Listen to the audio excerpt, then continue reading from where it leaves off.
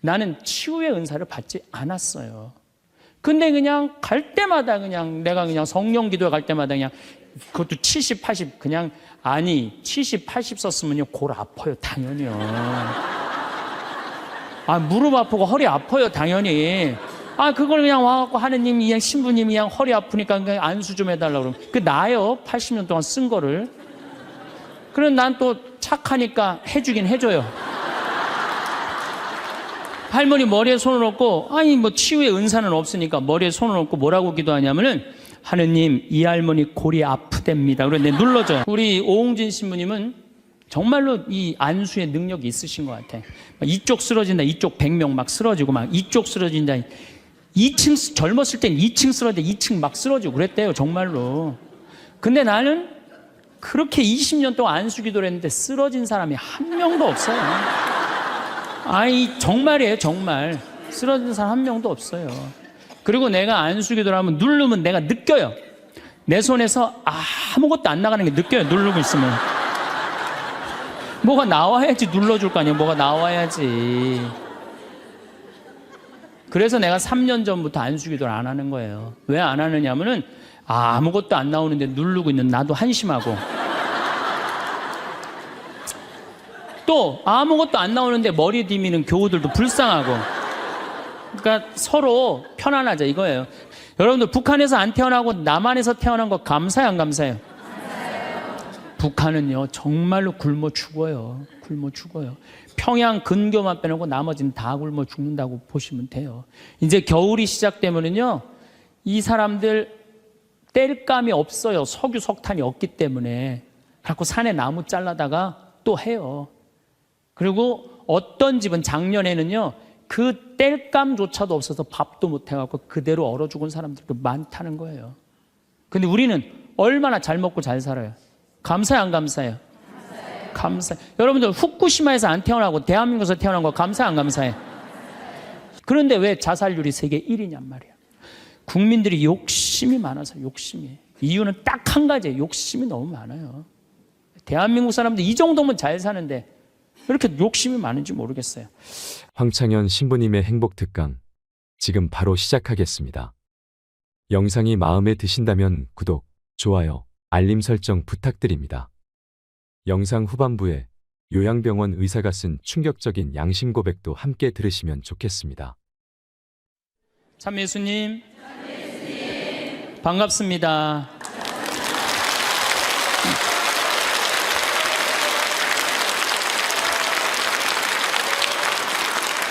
우리가 하느님의 이 뜻대로 살아가고 악마의 유혹에 빠지지 않으려면은 돈에 대한 유혹, 명예에 대한 유혹, 권세에 대한 유혹, 하느님이 계실까 안 계실까에 대한 신앙에 대한 유혹, 이걸 빠지지 않으려면 우리는 항상 기쁘게 살아야 돼요. 근데 기쁜 사람은 어떤 사람이 기쁘냐면 긍정적인 사람이 기뻐요. 또 어떤 사람이 기쁘냐 하면은 정말 마음을 욕심이 없는 사람이 기뻐요. 욕심이 꽉 차 있는 사람, 자식 출세하기를 바라는 사람, 돈을 많이 벌기를 바라는 사람, 그냥 높은 자리에 올라가기를 원하는 사람, 이런 욕심이 있는 사람들은요 기쁘지 않아요. 마음을 완전히 비우고 오늘 하루를 즐겁게 사는 사람. 여러분들 영어로 내가 좀 유식한 말을 영어로 선물이 뭐냐면은 프레젠트예요. 근데 오늘이라는 뜻도 영어로 프레젠트예요. 오늘은 하느님이 주신 선물이에요. 오늘은 과거, 지나간 과거 여러분들 묻지 마세요. 아무리 과거를 돌이키려고 해도 과거는 돌이킬 수가 없는 거예요. 과거에 연연하는 사람들 우울증에 걸려요. 그 다음에 미래에 대해서 미리 걱정하지 마세요. 여러분들이 아무리 걱정해봤자 여러분들이 걱정하는 게 95%는 일어나지 않을 거래요. 전혀 일어나지 않을 것에 쓸데없는 걱정을 하고 있는 거야. 제일 중요한 건 오늘을 즐겁게 사는 거야. 밥 3끼 먹고 눈 콧구멍 2개 있는 게 얼마나 여러분들 감사한 줄 아세요? 콧구멍이 얼마나 2개 있는 게 감사하냐면은 눈 2개 있는 것도 감사하지만 콧구멍 2개 있는 게 얼마나 감사하냐면은 이 콧구멍이요 숨을요 이 냄새를 맡는데요 한쪽만 4시간을 맡는 거예요. 그리고 4시간이 딱 지나고 나면 한쪽이 교대를 해요. 반대쪽이 냄새를 맡는 거예요. 만약에 김치찌개 동시에 2 콧구멍으로 다 맡으면 기절해. 그러니까 여러분이 콧구멍 2개 있는 것만 해도 얼마나 감사한 건지 몰라요. 지금 여기 손가락 10개, 발가락 10개 가지고 콧구멍 2개, 눈 2개 갖고 오신 분들은요, 무조건 기쁘게 살아야 된 의무가 있는 분들이에요. 하나님이 다 주신 거예요. 자, 그리고 난 다음에 우리가 유혹에 빠지지 말려면 끊임없이 기도해야 돼. 하느님께서 우리 이제까지 살아오면서 여러분들 은총 너무 많이 주셨어요. 은혜 너무 많이 주셨어요. 그렇기 때문에 우리는 어떻게 살아야 돼? 그 은혜를 계속 기억하면서 감사기도 끊임없이 기도해야 돼. 근데 이 기도는 간구 기도를 하면 안 돼요. 감사 기도를 해야 돼요. 제가 꼭 성령 기도에 가면은요, 제일 당황스러운 게 그거예요. 내가 성령 기도에 가면은 할머니들이 신부님 골이 아파요, 무릎이 아파요, 허리가 아파요, 안수기도 해달라는 거예요. 근데 저는 신부 될 때 이 제단에 엎드려서 하나님한테 2가지를 청했어요. 하나는 강론 잘하게 해달라고. 근데 정말 저는 누워서 그렇게 기도했어요. 왜 제가 그 기도를 청했느냐면은 저는 초등학교 때부터 발표 때마다 선생님이 제일 먼저 너 일어나서 발표하라고 그랬어요.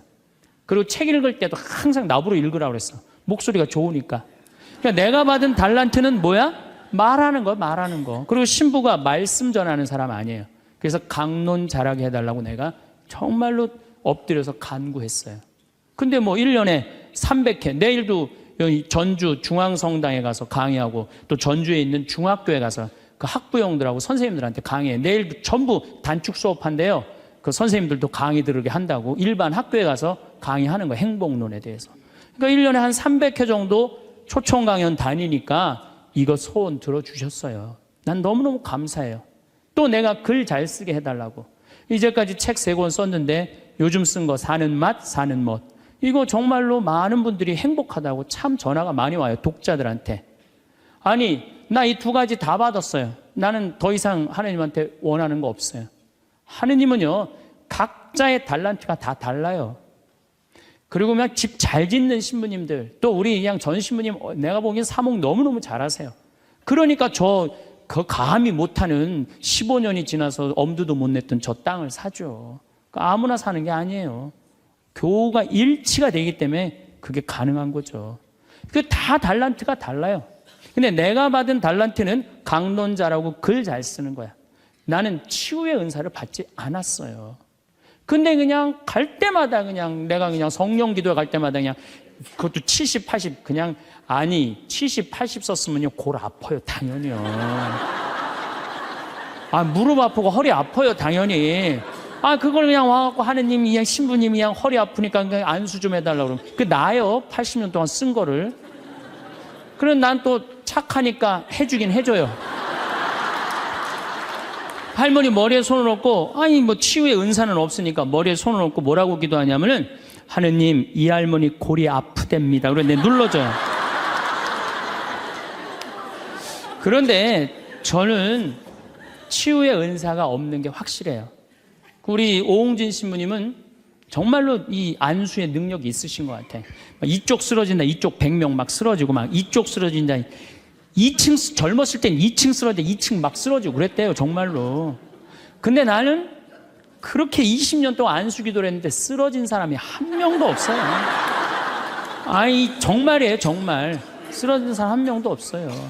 그리고 내가 안수 기도를 하면 누르면 내가 느껴요. 내 손에서 아무것도 안 나가는 게 느껴요. 누르고 있으면 뭐가 나와야지 눌러줄 거 아니에요. 뭐가 나와야지. 그래서 내가 3년 전부터 안수기도를 안 하는 거예요. 왜 안 하느냐면은 아무것도 안 나오는데 누르고 있는 나도 한심하고 또 아무것도 안 나오는데 머리 디미는 교우들도 불쌍하고. 그러니까 서로 편안하자 이거예요. 내가 내일 모레 대전 대화동 성당에 강의를 가는데 신부님이 너무 고맙더라고. 아주 목소리가 나 아직 얼굴을 못 뵀는데 신부님이 그러더라고. 저녁에 강의 끝나고 이제 여기는 내가 미사를 하고 강의를 시작했지만 거기는 강의가 끝나고 미사를 봉헌한대요. 그리고 안수기도가 있대요. 근데 신부님이 너무 고맙게 날 아시는 것 같아. 안수는 당신이 하겠다고. 고맙다고 그랬어요. 어쨌든 하여튼 제가 재작년에 2009년에 미국 북동부 성령 대회가 있어요. 근데 여러분들 참 미국 교우들이 참 열심히 해요. 특히 성령대회는요, 한국의 성령대회하고 분위기가 틀려요. 정말로 열심히 해요. 갔는데 첫날 800명이 왔는데 교우들이 그냥 내강이고 화가 나십니까? 라는 주제로 강의를 했는데 너무 재밌게 들었어요. 또 그날따라 강의가 잘 되더라고요. 그랬더니 둘째 날에는 막 사람들이 전화를 막 한 거야. 야, 한국에서 조그만 신부가 왔는데 너무 재밌다. 그래갖고 둘째 날은 1200명이 늘은 거예요. 그런데 성령대 19년 활동한 늘어난 적이 처음이라는 거예요. 그런데 점점 나는 불안한 거예요. 점점 성령대 하이라이트를 향해서 가는 거야. 성령대 하이라이트는 뭐냐면 치유의 안수의 절이야. 점점 불안한 거야, 이거.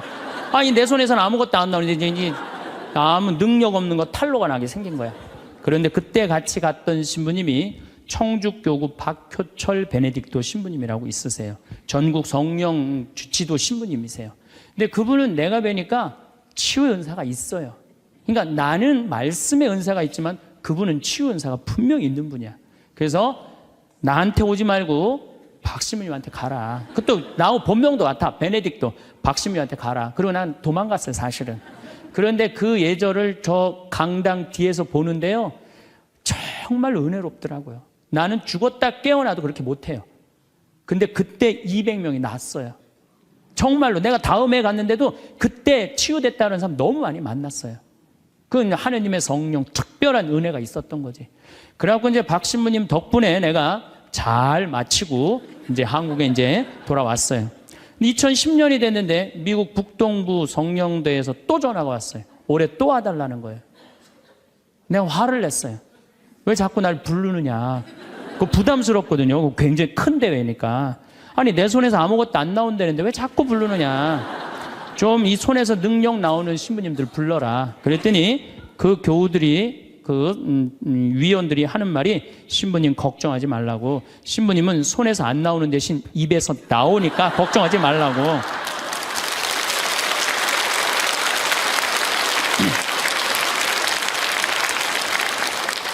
아, 그러느냐? 그렇다면 내가 가겠다. 그리고 이제 작년에 내가 또 북동부 성령대를 갔어요. 갔는데 그때 같이 갔던 신부님은 누구냐면은 우리 수원교구의 한연음 다니엘 신부님이 같이 갔어요. 이분 또 만만치 않게 영적으로 깊은 분이잖아요. 근데 이제 신부님이 먼저 강의를 가는데 갑자기 내 앞에 무릎을 꿇는 거예요. 나한테 안수기도를 해달라는 거예요. 아니, 내가 새카만 후배고 정말 내가 존경하는 선배 신부님이에요. 근데 갑자기 무릎을 꿇더니 나한테 안수기도를 해달라는 거예요. 아니, 내가 교우도 안 해주는 판국에, 아니, 하느님하고 성모님한테 정말 완전히 미쳐갖고 오로지 기도만 하는 신부님, 그분 성소하고 성물도가 너덜너덜해요. 같이 들어. 내 성소도 깨끗하고 성물도도 깨끗한데 내 거는. 그래서 내가 신부님한테 그래서 신부님, 저한테 안수기도 받으실 필요 없으시다. 신부님 같이 이렇게 영적으로 깊으신 분이 나같이 이렇게 어린 후배 신부한테 뭐하러 받느냐. 그냥 들어가셔라. 근데 신부님이 하시는 말씀이 나는 황 신부한테 기적을 바라는 게 아니다. 사제의 축복을 받고 싶다. 또 이것도 어떻게 안 해줄 수 있어? 그래서 그냥 떨리는 마음으로 신부님 머리에 손을 얹었어요. 근데 내가 깜짝 놀랐어요. 이게 내 손에서 안 나오다 보니까 신부님 머리에서 나오더라고.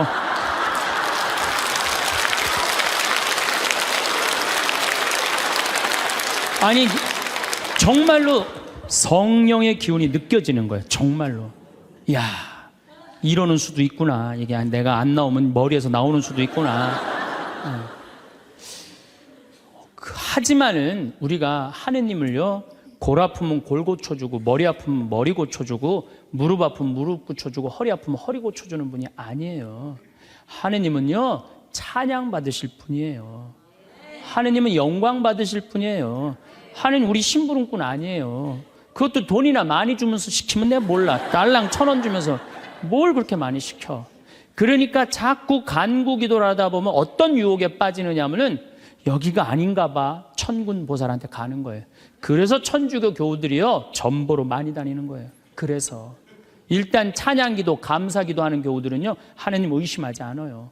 그리고 얼마나 은혜로워요. 여러분들 이 공기 공짜로 마시고, 태양 공짜로 햇빛 쬐고, 이 땅 공짜로 밟고 다니고, 얼마나 감사해. 눈 2개, 콧구멍 2개, 손가락 10개, 발가락 10개 있으면 됐지. 주님께서 여러분과 함께 마음을 드높이 우리 주 하느님께 감사합시다. 말로는 맨날 마땅하고 옳은 일이래. 말로는. 감사 기도를 해야 된다는 거예요. 미사 내용 전체가 뭐냐면 감사 기도예요. 감사 기도. 그래서 여러분들 오늘 이후부터는 끊임없이 기도해야 되는데 어떤 기도를 해? 감사 기도를 해라는 감사 기도. 그리고 진정한 기도는 어떤 게 진정한 기도냐면은 저도 그런 기도를 많이 드려요. 하느님, 내가 당신의 나라를 위해서, 당신의 하늘나라를 위해서, 당신의 정의를 위해서 내가 무슨 일을 했으면 좋겠습니까? 나를 어떻게 당신이 쓰실 생각을 갖고 있습니까? 이렇게 물어볼 때 하느님의 뜻을 헤아릴 수가 있는 거예요.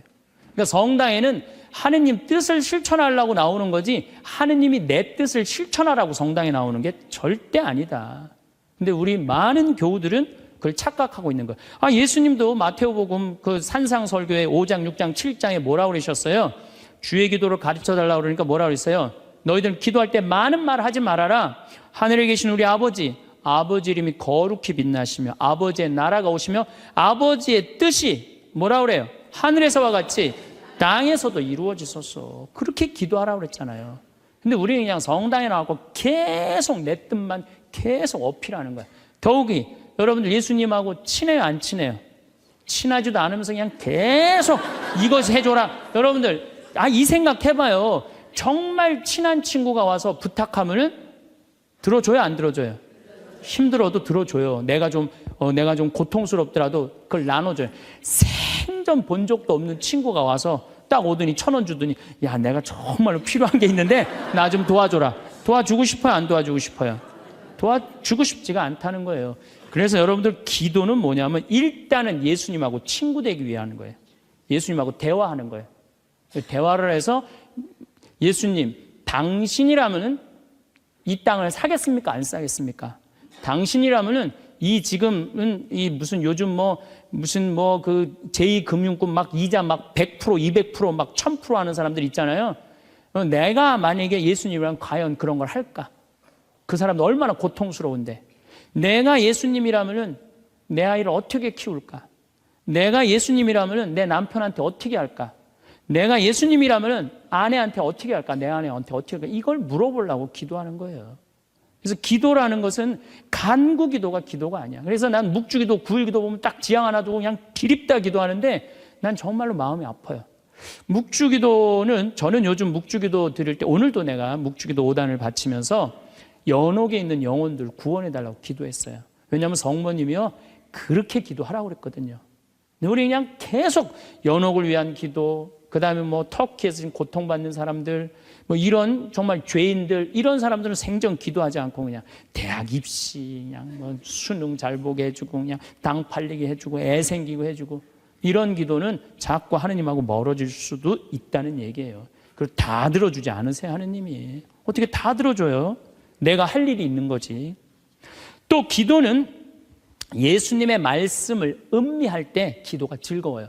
예수님 묵상할 게 너무 많지 않아요? 예수님에 대해서 나는 예수님 말씀 중에 내 눈 속에 있는 들보는 보지 못하면서 남의 눈에 있는 티끌을 빼주려고 그러느냐. 자기 눈에는 들보는 못 보고 남의 눈에 티끌. 이거 내가 살아오면서 나도 그렇겠지만은 정말로 많이 봐요, 우리가. 그래서 나의 잘못, 나의 나의 약점, 이거를 항상 볼 수 있도록 노력해야 되는데 우린 그런 걸 안 해요. 예수님 말씀 틀린 말 하나도 없어요. 사람이 안식을 위해서 있는 것이 아니라 안식일이 사람을 위해서 있는 것이다. 이것도 얼마나 멋있어요. 저는 요즘 오늘 국회 통과했다고 그러더라고요. FTA. 근데 난 판단이 안 서요. 왜냐하면 이거 FTA 누가 시작했냐면 노무현 대통령이 시작했어요. 그때는 한나라당이 쌍수를 들고 반대했어요. 그때 이번에는 이명박 대통령 FTA 하니까 이번 민주당이 쌍수를 들고 반대했어. 나는 누가 옳은지 구분이 안 돼. 그러니까 믿음이 안 가는 거예요. 믿음이 안 가는 거예요. 나는 정말로 사람을 위한 일이 뭔가, 예수님이 과연 어떤 의미에서 이런 말씀을 했는가, 참 묵상할 거리가 너무 많죠. 또 너희들 무엇을 먹을까, 무엇을 입을까, 무엇을 마실까 걱정하지 말아라. 하늘에 나는 새도 다 먹여줄 거다. 그리고 내일을 걱정하지 마라. 내일 걱정은 내일이 할 것이다. 그날 고생은 그날로 충분하다. 여러분들 오늘 하루 종일 일하고 여기 오신 분들 많으시죠? 얼마나 피곤해. 가서 씻고 누워서 그냥 쉬고 싶은데 여기까지 온 분 예수님, 내가 지금 예수님 이 자리에 있으면은 이 말 하고도 남았을 것 같아. 너희도 오늘 고생으로 충분한데 내일 걱정하지 말아라. 내가 다 알아서 해줄게. 예수님 분명히 그랬을 거예요.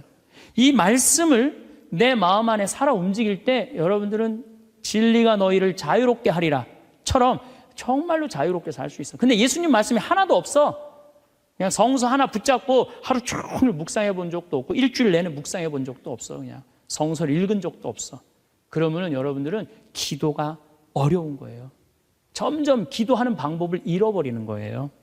고생하며 무거운 짐을 진 너희는 모두 나에게 오라. 내가 너희에게 안식을 주겠다. 얼마나 내 멍에는 가볍다.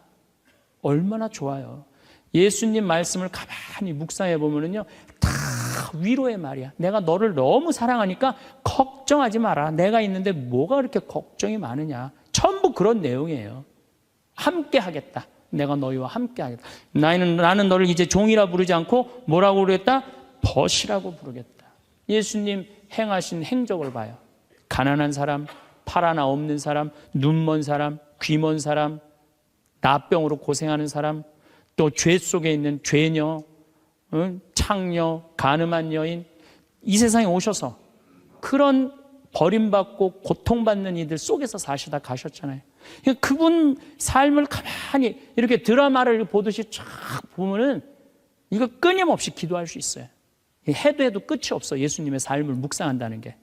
그러면은 그 안에서 예수님과 하나 되면은요, 그 다음 단계, 더 높은 단계의 기도를 할 수 있어요. 근데 맨날 이거 달라, 저거 달라, 요거 해달라, 저거 해달라 그러면요, 그 사람은 깊이 신앙생활을 할 수가 없어요. 그럴 것 같아요? 안 그럴 것 같아요? 그렇죠? 그러니까 오늘 이후부터는 간구기도 하지 마세요. 이미 너희들 필요한 거 하느님 아버지가 이미 알고 있다. 그러시지 않으셨어요? 예수님이 그러셨거든요. 예수님 말씀은 되씹으면 되씹을수록 깊은 맛이 나요. 그래서 기도라는 건 뭐냐면 영적인 하느님을 느끼는 거예요. 영적인 하느님을 느끼는 거. 자, 우리가 기도가 구송 기도가 있다고 그러죠? 그 다음에 무슨 기도가 있어? 묵상 기도가 있죠? 그 다음에 무슨 기도가 있냐면 관상 기도가 있어. 관상 기도. 그 다음에 이제 어려운 단계로 넘어가면 일치의 기도가 있어요. 그게 무슨 기도냐면은 성당에 앉아서 하느님을 느끼는 거예요. 온 우주에 시편 19편 그 말도 소리도 비록 이야기 없어도 온 세상으로 퍼져나간다는 하느님을 느끼는 거야. 그러면은 성당에 1시간 앉아 있어도 1분 지나가는 것처럼 후딱 지나가요. 어떨 때는 3시간도 후딱 지나가요. 하느님을 느끼는 거냐. 이 말씀이 이제 넘어서서는 온 우주에 꽉 차 있는 하느님을 느끼는, 살아있는 현존하시는 하느님을 느끼는 거야. 그런 하느님을 느끼다 보면은 이제 성인들이 이제 그 다음에는 어느 단계로 가요? 탈원 상태 가는 거. 온전히 하느님을 느끼는, 희열을 느끼는 거죠. 세상 아무것도 필요 없어. 돈도 명예도 권세도 아무것도 필요 없어. 내 하느님만 내 안에 살아있다면은 모든 게 행복한 거야. 그래서 끊임없이 기도하면은 악마의 유혹에 넘어가지 않는다는 거예요. 그래서 여러분들은 이제 제가 제일 걱정인 게 50살 되신 분들 60년 남았어요. 아니 어제 발표 나왔잖아요. 2040년에 평균 연령이 몇 세라고? 90살이에요. 그럼 여러분들 지금 50살 되신 분들 2040년이면 몇 살이냐면은 80살이에요. 80살이면 그때 가면은 또 늘어날 것 같아요? 안 늘어날 것 같아요? 또 늘어나요. 그래서 110살이에요. 그러면은 남은 60년 동안 내가 영적인 인간으로 살 거냐, 육적인 인간으로 살 거냐, 늙어서 어떻게 할 거야? 힘도 없는데 기도라도 열심히 해야지. 그래서 제일 좋은 기도는 뭐냐면은 제가 여러분들한테 청하는 건 뭐냐면은 기도 공동체 단위라는 거예요. 제가 프랑스 떼제 공동체에 가서 일주일 동안 기도를 했는데요. 3,000명씩 와요. 일주일에. 월요일부터 주일날 전심 때까지 모여서 아침 기도, 낮 기도, 저녁 기도, 그 다음에 미사. 똑같아 일주일 내내. 그런데 성당에 다니든 안 다니든 3,000명. 많이 올 땐 여름엔 3만 명이 와요. 근데 우리나라는 아직 그런 데가 없어. 일주일 내내 모여서 기도하는 데가 없어. 그래서 내가 이제 평창을 이제 내년부터 이제 시작을 할 거예요. 그래서 토요일 날 저녁에는 또 우리 부관장 신부님이 너무 노래를 예쁘게 잘해. 그래서 이제 떼제 기도를 시작을 했어요. 그래서 이제 기도하는 그런 공동체를 만들어서 여러분들도 삶에 지쳤을 때 와서 일주일 동안 60살쯤 돼갖고 일주일 정도 와서 기도하고 가면 얼마나 좋겠어요. 그렇죠? 그러니까 그런 공동체를 많이 믿는 사람들이라면 찾아다니라는 거예요. 영적인 세상을 위해서 시간을 투자하고 마음을 투자하라는 거죠. 그래서 신부님 끊임없이 기도하는데 제일 좋은 게 뭡니까? 미사 참여예요. 첫 번째 좋은 건 미사 참여. 미사 참여 1년 내내 평일 미사 다니시는 분들은요, 말할 수 없는 마음 안에 기쁨이 있어요. 1년 내내 미사 안 빠지시는 분들 제가 말씀드리는 거 무슨 말인지 아시죠?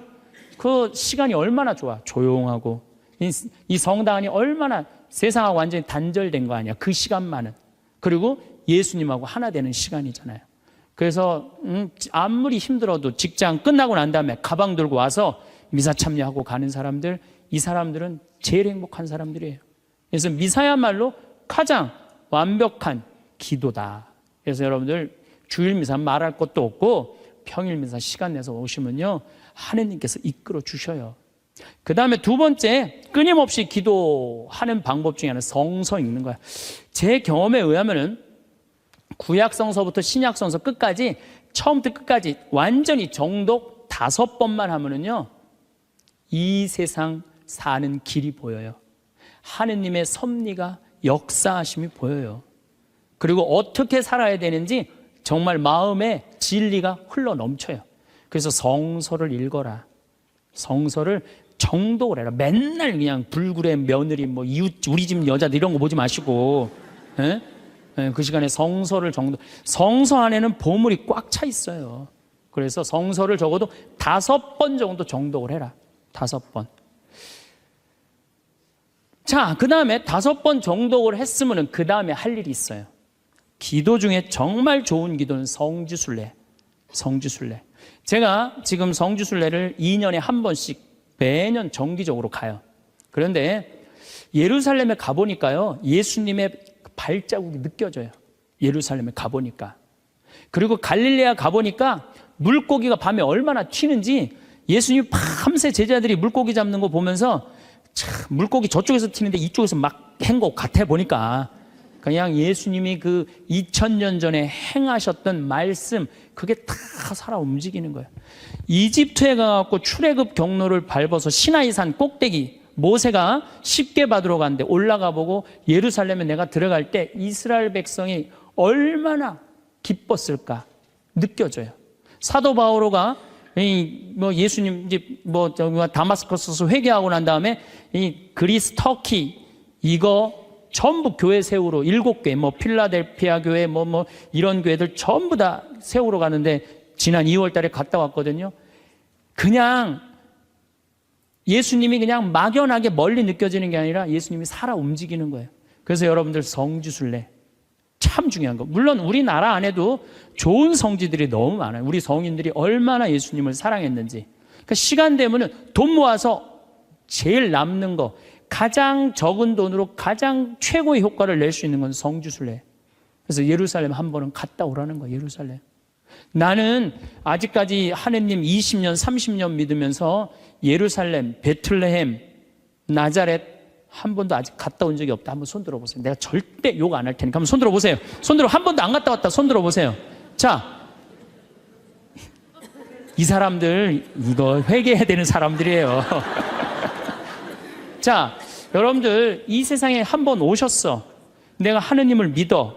하느님을 믿는데 예수님이 활동하고 가신데 한 번 좀 가보고 싶지 않아요? 그럼 지금부터 걔 모으세요.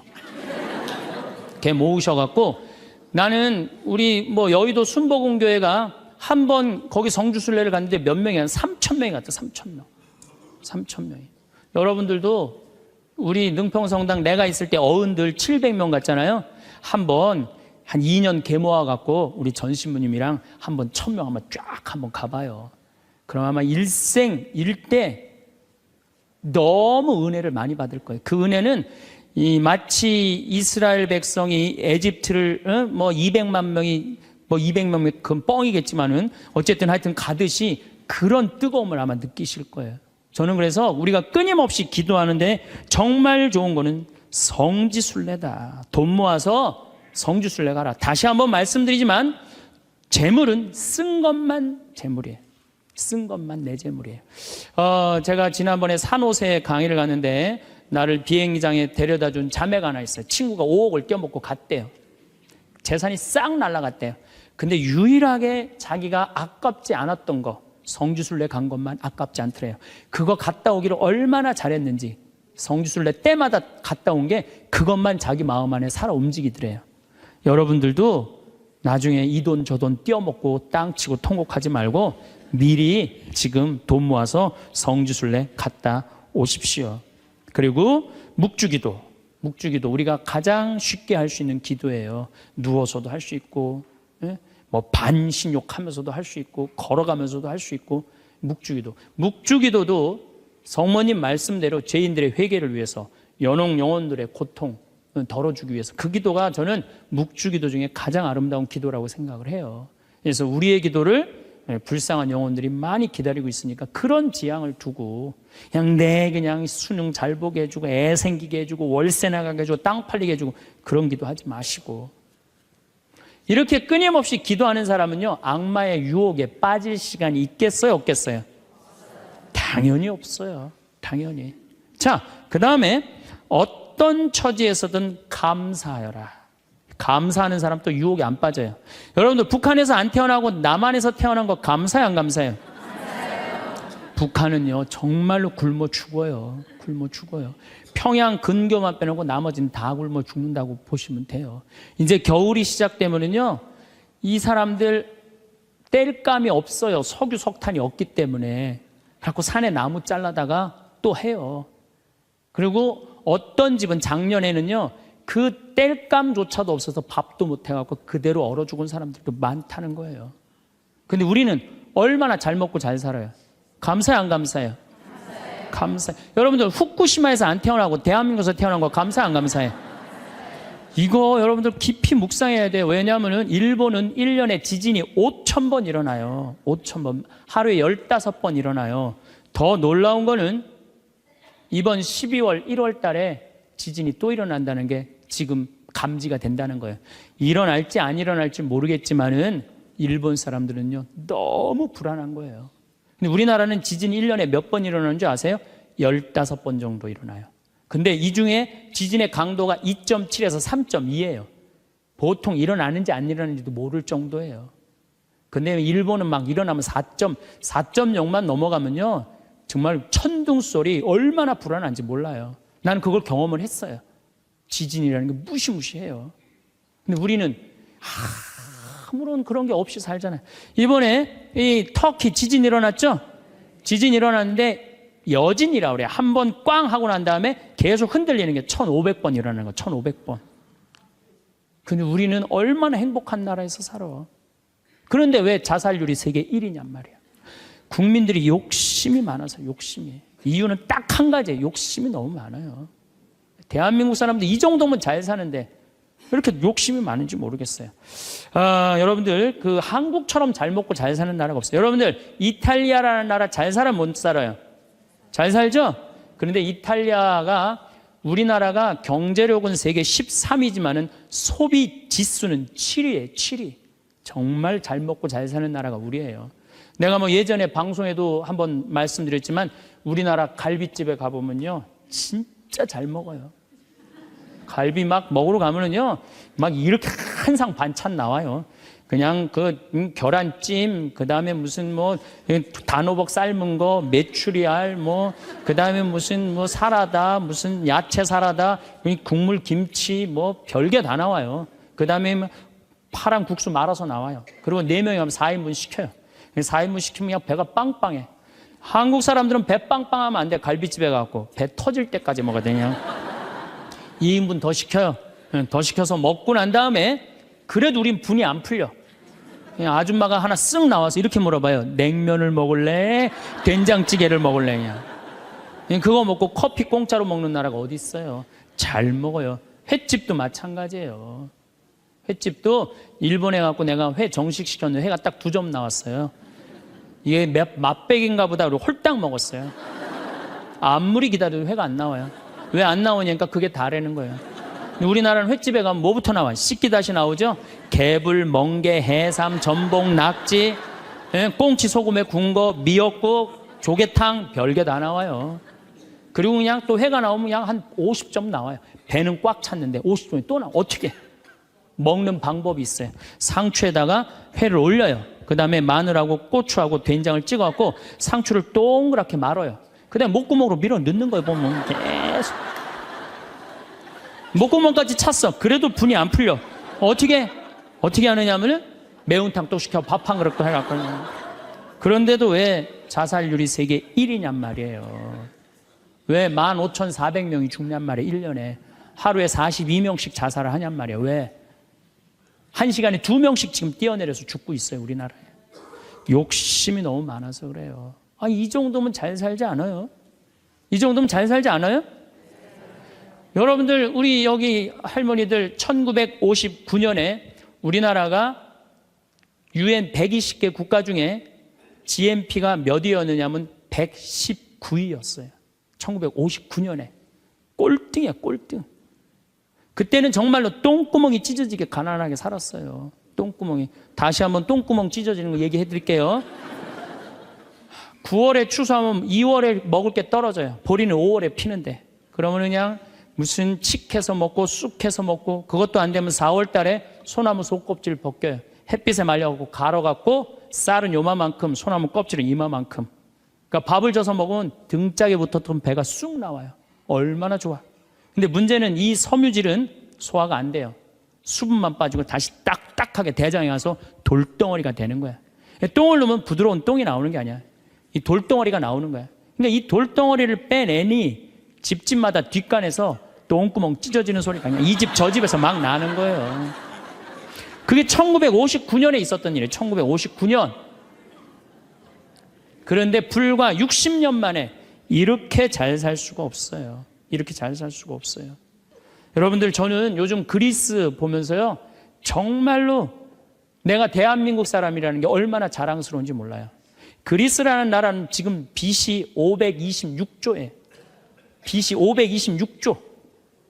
그런데 이거 그리스라는 나라, 우리나라보다 훨씬 못 살아요. 우리나라보다 30이야. 경제 규모가 3분의 1밖에 안 되는 나라예요. 그리스라는 나라가. 그런데 이 나라가 전부 빚 갖고 사는 거, 빚 갖고. 애 셋 낳으면 일 안 해도 돼. 애 셋 낳으면 다 우유값까지 다 나와요. 양육비 다 나와. 대학 들어가갖고 뭐 3년, 4년, 뭐 1학년 다니다가 2학년 다니기 싫어하고 10년 후에 들어가면 그때도 공짜야. 끝날 때까지 공짜예요. 뭐 갖고? 빚 갖고. 그래갖고 좀 이제 이 빚이 이렇게 나라 빚이 많으니 허리띠 좀 졸라 매자 그랬더니 내 연금은 못 깎는다. 맨날 데모하는 거예요. 그 다음에 막 정부 기관에 그냥 저기 막 전기 끊고. 그게 저러고 있는 거예요. 지금 아직도. 근데 우리나라는 1997년에 IMF 터졌을 때 어땠어요? 국민들이 전부 뭐 했어요? 금 모았잖아요. 금. 내가 그래서 여러분들 마지막으로 금 모으기 운동이 우리가 얼마나 대단한 건지 지금부터 잠깐 읽어 드릴 테니까 한번, 이게 누가 쓴 거냐면 이름도 무지 어려워요. 슝홍빙이라는 중국 사람이 쓴 거예요. 이게 베스트셀러예요. 냉전 시기 미국의 맹방이던 또 하나의 나라 한국은 금융위기가 닥치자 미국의 구원에 손을 내밀었다. 한국 사람들은 미국이 그토록 단호하게 거절하리라고는 꿈에도 생각하지 못했다. 우리가 도와달라고 그랬는데요, 싹 거절했어요. 월가를 대표하는 재무부는 끝까지 반대했다. 심지어 올브라이트가 경제학을 모른다고 비난하기까지 했다. 결국 클린턴 대통령은 재무부에 손을 들어주었다. 여기서 그 다음에 중요한 얘기가 나와요. 재무장관 로버트 루빈이 보기에 이번 위기야말로 한국 경제의 빗장을 열어젖힐 절호의 기회다. 그러니까 이제 IMF 때 우리나라에 들어와서 기업 다 먹을 기회다, 이 얘기예요. 그는 구원을 청하는 옛 맹방인 한국을 과거보다 훨씬 가혹한 조건으로 대하라고 지시했다. IMF는 미국 재무부의 압력 아래 한국의 원조 조건에 온갖 가혹한 조건을 덧붙였다. 그래서 우리나라가 얼마나 고통스러웠어요. 한국이 즉시 미국에 유리한 조건으로 미국과의 모든 무역 마찰을 해결할까지 포함했다. 그동안 마찰이 많은데 미국한테 다 손들었어요. 분노한 한국민들은 IMF가 언제나 미국 편에 서서 갖가지 불합리한 조건을 내건다고 비난했다. 한국 정부는 하는 수 없이 미국의 조건들을 받아들이고 미국이 은행 지점들을 한국에 설립하도록 허락했다. 시티은행, 그 미국 은행이에요. 외국 기업들이 보유할 수 있는 상장회사의 지분은 원래는 26%라 이 운영권을 못 갖고 있었는데 그때 50% 상향 조절했어요. 외국인이 개인이 소유할 수 있는 기업의 주식 지분은 7%에서 50%로 늘어났어요. 그래갖고 외환은행 전부 다 론스타한테 뺏긴 거죠. 한국 기업은 반드시 국제회계의 원칙에 따라 했으며 금융기관은 국제회계사무소의 회계 감사를 받아야 했다. 참. 그러나 국제금융재벌들은 한국의 강한 민족성들을 너무 얕잡아 보았다. 한국의 협의를 체결하기만 하면 당장이라도 몰려들어 사냥감을 물어 뜯을 판이었다. 우리나라 현대, 삼성 다 먹을 판이었다는 얘기예요. 그런데 고립무원, 완전히 고립무원의 사면 초가에 빠진 한국인들은 나라를 구하겠다는 일념으로 너도 나도 금모기 운동에 나서서 정부를 도왔다. 이때 금모은 게 21억 달러예요. 한국에 돈 한 푼도 없었을 때. 놀라운 거는 금모기 하고부터는 5억 달러 수출 계속 적자였다가 이때부터 흑자로 전환하기 시작해. 이게 흑자의 출발점이 돼요. 금모기 운동이. 그래서 이걸 극복한 나라예요. 서양의 기업들은 한국 대기업을 거의 하나도 사들이지 못했다. 한국 경제는 가장 어려웠던 1998년 여름의 악몽에서 완전히 빠져나올 수 있도록 수출을 빠르게 회복했다. 금모기 운동부터 그랬다는 거예요. 국제금융재벌들과 미국 재무부는 공연히 헛물만 켜다가 만셈이 되었다. 뿐만 아니라 한국으로 하여금 정부가 경제를 주도할 절대적인 필요성을 확실히 깨닫게 해줬다. 마이크로소프트가 한국 최대의 소프트웨어 기업을 삼키려는 시도도 물 건너 갔어요. 그러니까 미국 애들이 그때 한국 다 살라고 그랬어요. 근데 그것도 못 샀고 8개의 한국 지방 소프트웨어 기업들에게 그 몫이 돌아갔다. 다 우리나라 기업들이 다 샀다는 얘기예요. 포드가 기아 자동차를 구입하려던 계획도 빗나가 버렸다. 그때 기아가 망했거든요. 근데 빗나갔어. 우리가 금 모아서. 현지 기업이 포드의 꿈을 현대가 구했죠. 꿈을 보기 좋게 꺾어준 것이다. 이렇게 우리나라가 그 IMF를 벗어난 민족이야. 그런데 이렇게 대단한데 아니 정치를 보면은 사회를 보면 한국이 현찮다고 그래. 내가 보기에는 한국이 대단한데 얼마나 대단해. 그리스하고 우리나라하고 정반대 아니에요. 그래서 이 IMF를 넘어서서 지금 이렇게 우리가 전 세계가 지금 금융위기를 겪고 있잖아요. 지금 그리스, 이탈리아, 스페인, 프랑스 다 무너지고 있잖아요. 근데 우리나라는 아직도 경쟁력이 있다는 거예요. 이렇게 대단한 사람들이 모여 살아갖고 우리나라 이름이 대한민국이에요.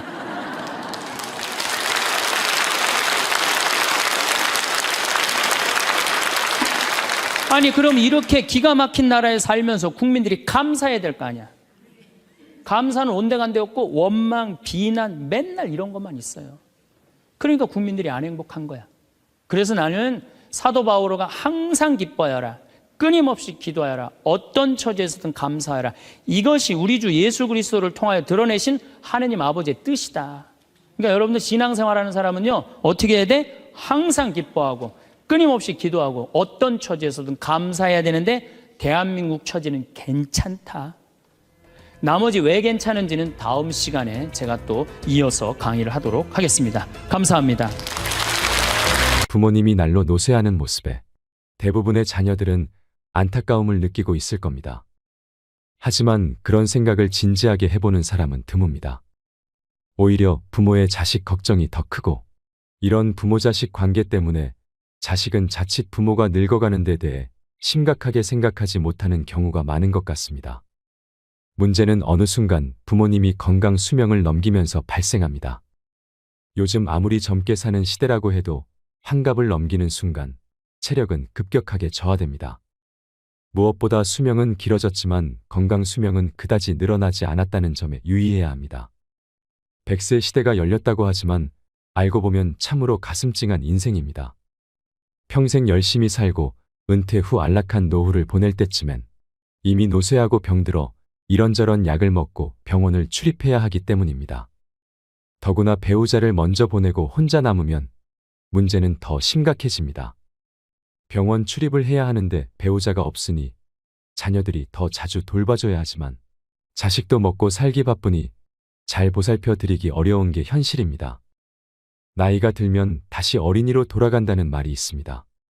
하지만 자식들은 잘 눈치를 채지 못합니다.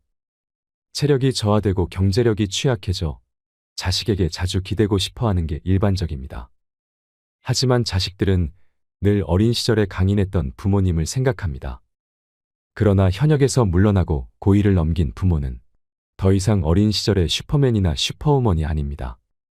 결국 오래 살게 되면서 부모 간병이 새로운 부담이 되고 있습니다. 하지만 제 손으로 돌보는 것은 어려워지고 있습니다. 통계청에 따르면 부모의 노후는 가족, 정부, 사회가 함께 돌봐야 한다는 견해가 62.1%였습니다. 직전조사 시점인 2020년보다 0.5% 증가하였습니다. 가족이 돌봐야 한다는 응답은 19.7%로 2년 전보다 2.3% 줄어 첫 10%대에 진입했습니다. 부모님이든 본인이든 요양원, 요양병원, 실버타운 가운데 어딘가로 갈 가능성이 큰 시대가 됐다는 의미입니다. 연로한 부모를 요양원에 모신 후 돌보고 있는 지인은 자신은 나중에 거동이 불편하더라도 요양원에는 가지 않겠다고 합니다. 그곳에 있는 부모의 현실이 보기 안타까웠던 모양입니다. 그러나 부모가 자의에 의해 요양원에 입원하지 않았듯이 그 또한 자신의 의사보다 자식의 편의에 따라 요양원에 갈 확률이 높습니다. 자녀들은 이런 부분에 대해 별로 깊은 이해가 없고 주위 사람의 말을 따를 가능성이 크기 때문입니다. 요양병원에 근무하는 어느 의사 선생님의 글을 먼저 소개해 드리겠습니다. 요양병원에 면회 와서 서 있는 가족 위치를 보면 촌수가 딱 나온다. 침대 옆에 바싹 붙어 눈물 콧물 흘리면서 이것저것 챙기는 여자는 딸이다. 그 옆에 뻘쭘하게 서 있는 남자는 사위다.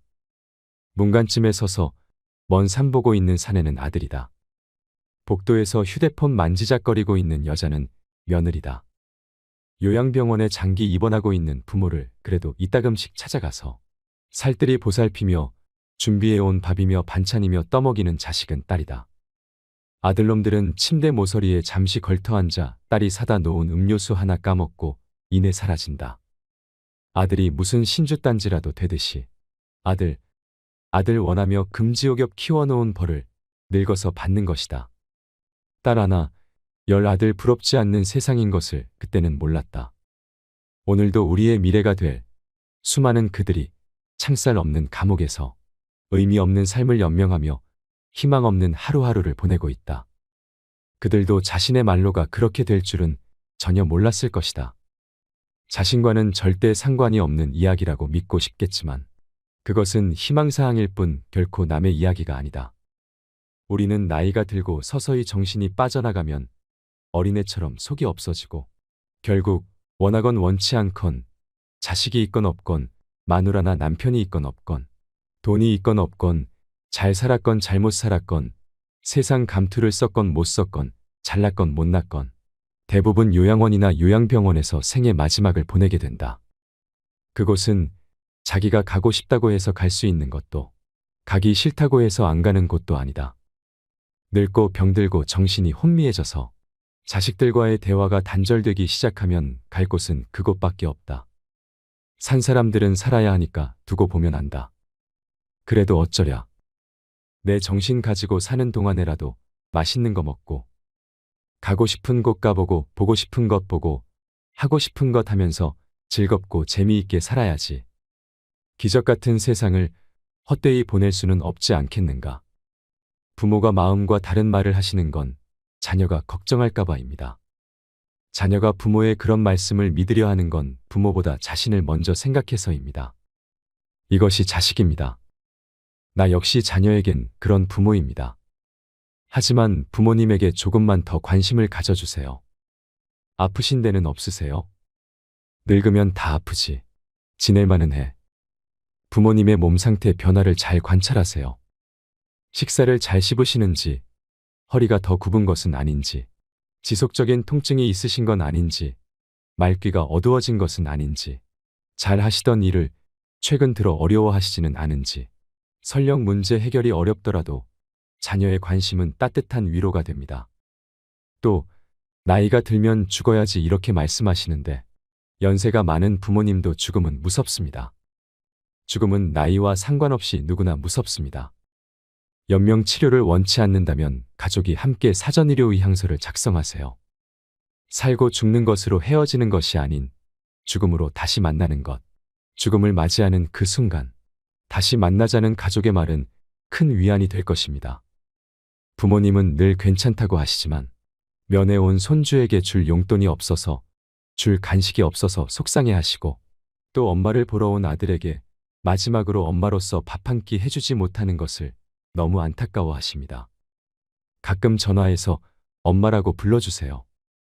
이러나 저러나 자녀의 목소리를 들어야 안심하시는 것이 부모니까요. 어느 한 어머니가 자식들에게 쓴 편지를 읽어드리겠습니다. 요양원에 나를 보낼 자식에게. 가족들은 요양원 생활을 하겠다는 내 생각에 반대할지도 모른다. 그러나 대부분의 우리 세대들이 그리 생각하는 것처럼 나도 가족들의 짐이 되고 싶지 않다. 그렇게 해야 내 마음이 편할 것 같다. 그래서 몸은 가라앉아도 정신이 양호하다면 내 스스로 요양원을 찾을 것이다. 하지만 알츠하이머 병 등으로 그런 판단조차 할 수 없는 때가 온다면 그때 나를 요양원으로 보내라고 이 글을 통해 부탁하련다. 얘들아, 나의 뇌가 나와 너희들을 내 기억에서 밀어냈을 때 나를 요양원으로 보내다오. 우리 엄마는 그림 그리기를 좋아하니 펜과 종이를 늘 마련해 주세요. 낙지는 못 드세요 등등. 내가 좋아하는 것과 싫어하는 것을 그곳 사람들에게 미리 알려주렴. 간간히 내게 찾아와서 너희를 보게 해다오. 낯선 사람 보듯 누구세요 하더라도 내 마음속 깊은 어딘가에서 너희를 알아보고 기뻐할지 모른단다. 행복했던 시절 이야기를 들려주거나 사진을 보여주렴. 비록 내가 먼 곳으로 눈을 돌린다 해도 내 영혼 어딘가에서 알아보고 즐거워할지 누가 아니. 여러분은 이 글을 읽고 어떤 마음이 드셨나요? 우리 세대가 20대, 30대였을 때 노부모는 당연히 자식이 모셔야 한다고 생각하는 사람이 많았습니다. 그러나 지금은 자식들에게 짐이 된다며 부양을 원하지도 기대하지도 않습니다. 게다가 포기할 것이 많다며 힘들어하는 30을 훌쩍 넘긴 자식들의 부양까지 감당해야 하는 안타까운 낀 세대이기도 합니다. 반면 자식 세대는 부모 부양의 책임을 크게 느끼지 못하고 있습니다. 요양원에서 근무하던 지인의 말로는 요양원에 입소한 각자의 사연은 달랐지만 요양원에 들어오는 순간 바깥 세계와 단절되는 건 모두가 같았다고 합니다. 면회와 외출엔 아무런 제한이 없었지만 찾아오는 이도 나가는 이도 거의 없었답니다.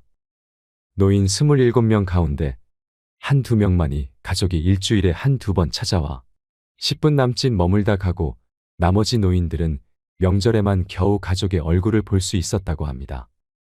요양원에 자발적으로 입소한 분들 역시 마찬가지라고 합니다. 자신의 모습이 초라해 스스로 세상과 단절하는 분들도 많다고 합니다. 평균 수명이 늘다 보니 노인 문제가 심각해졌습니다. 요양시설에 부모님 모시면 불효인가요? 이런 생각도 드실 겁니다. 치매에 걸린 부모님을 모시는 문제로 고심하고 있는 분의 사연을 들려드리겠습니다. 언제나 제 유년 시절 기억 속에 포근하고 유쾌한 모습으로 남아있는 어머니. 그런 어머니가 치매에 덫에 걸리신 지 벌써 2년째입니다. 제 나이 59살, 어머니는 벌써 80대시니 무리도 아니지요. 그런데도 여전히 어머니가 방금 전 식사한 것도 잊으시고 밥을 찾으실 때마다 화장실에서 뒤처리를 하지 못해 헤매는 모습을 볼 때마다 억장이 무너집니다. 어머니를 돌보는 일을 저보다 더 많이 하게 되는 아내를 볼 면목도 없습니다. 이제 어머니도 아내도 모두 노인인데 얼마나 지치겠습니까? 결국 얼마 전 장남인 제가 5 동생을 모았습니다. 무거운 마음으로 요양병원 얘기를 꺼냈죠. 다들 말이 없더군요. 내심 제가 계속 어머니를 모시길 바라는 눈치였어요. 그래도 저희 가족이 고생을 하니까 차마 말은 못하고 어떡하지 걱정만 하더군요. 결국 아무런 결론을 내리지 못했습니다. 동생들에게 어렵게 말은 꺼냈지만 저도 사실 결정이 바로 서진 않습니다. 어머니가 우릴 어떻게 키웠는데 요양병원이라니요. 이런 불효자가 있을까요? 하지만 매일 마주하는 현실이 너무 어렵습니다. 저는 어떻게 해야 할까요? 이와 같은 고민을 안고 사는 가정은 더 이상 소수가 아닙니다. 부모를 집에서 모셔야 효도라는 걸 머리로는 알지만 사회구조가 변화하면서 효자 노릇이 버거운 사람이 많습니다. 과거처럼 어르신 부양을 가족이 도맡는 것만이 진짜 효도일까요? 먼저 제도적 변화와 함께 필요한 건 각 개인과 가정이 우리 집안의 노년기에 대해 함께 대화하고 합의점을 찾는 것입니다.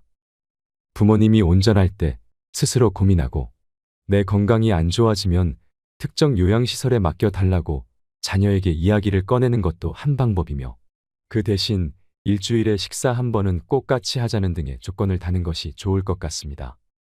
부모님 부양 방식에 대한 결정을 내리기까지 가족 내 눈치 싸움도 적지 않은 만큼 분란을 줄이기 위해 이견을 조율할 조정자를 결정할 필요도 있습니다. 상황이 나빠지기 전에 가족이 미리 협의하고 필요하다면 주 보호자를 정해 그 사람에게 결정의 정권을 맡기는 것도 좋은 방법입니다. 어쩔 수 없이 요양원이나 요양병원에 장기 입원하고 있는 부모님은 가족에 대한 그리움과 고독이 가득하실 것입니다. 힘들더라도 최대한 자주 찾아가서 살뜰히 보살피고 대화를 나누시면 좋겠습니다. 삶의 지혜를 느끼시는데 도움이 되는 좋은 글을 소개해 드리겠습니다. 어느 요양병원 의사가 쓴 글입니다. 몇 년 전 일이다. 나와 같은 병실에 80세가 넘으신 할아버지가 계셨다. 할아버지의 병은 깊었다. 할머니는 성경을 읽으며 지극정성으로 할아버지 곁을 지켰다. 아침 저녁으로 할아버지 가족들이 병실을 다녀갔다. 내 아버지, 이번엔 못 일어나신다. 이젠 화장실 걸음도 못 하신다. 조금 전에도 의사가 호스로 오줌 빼주고 갔다.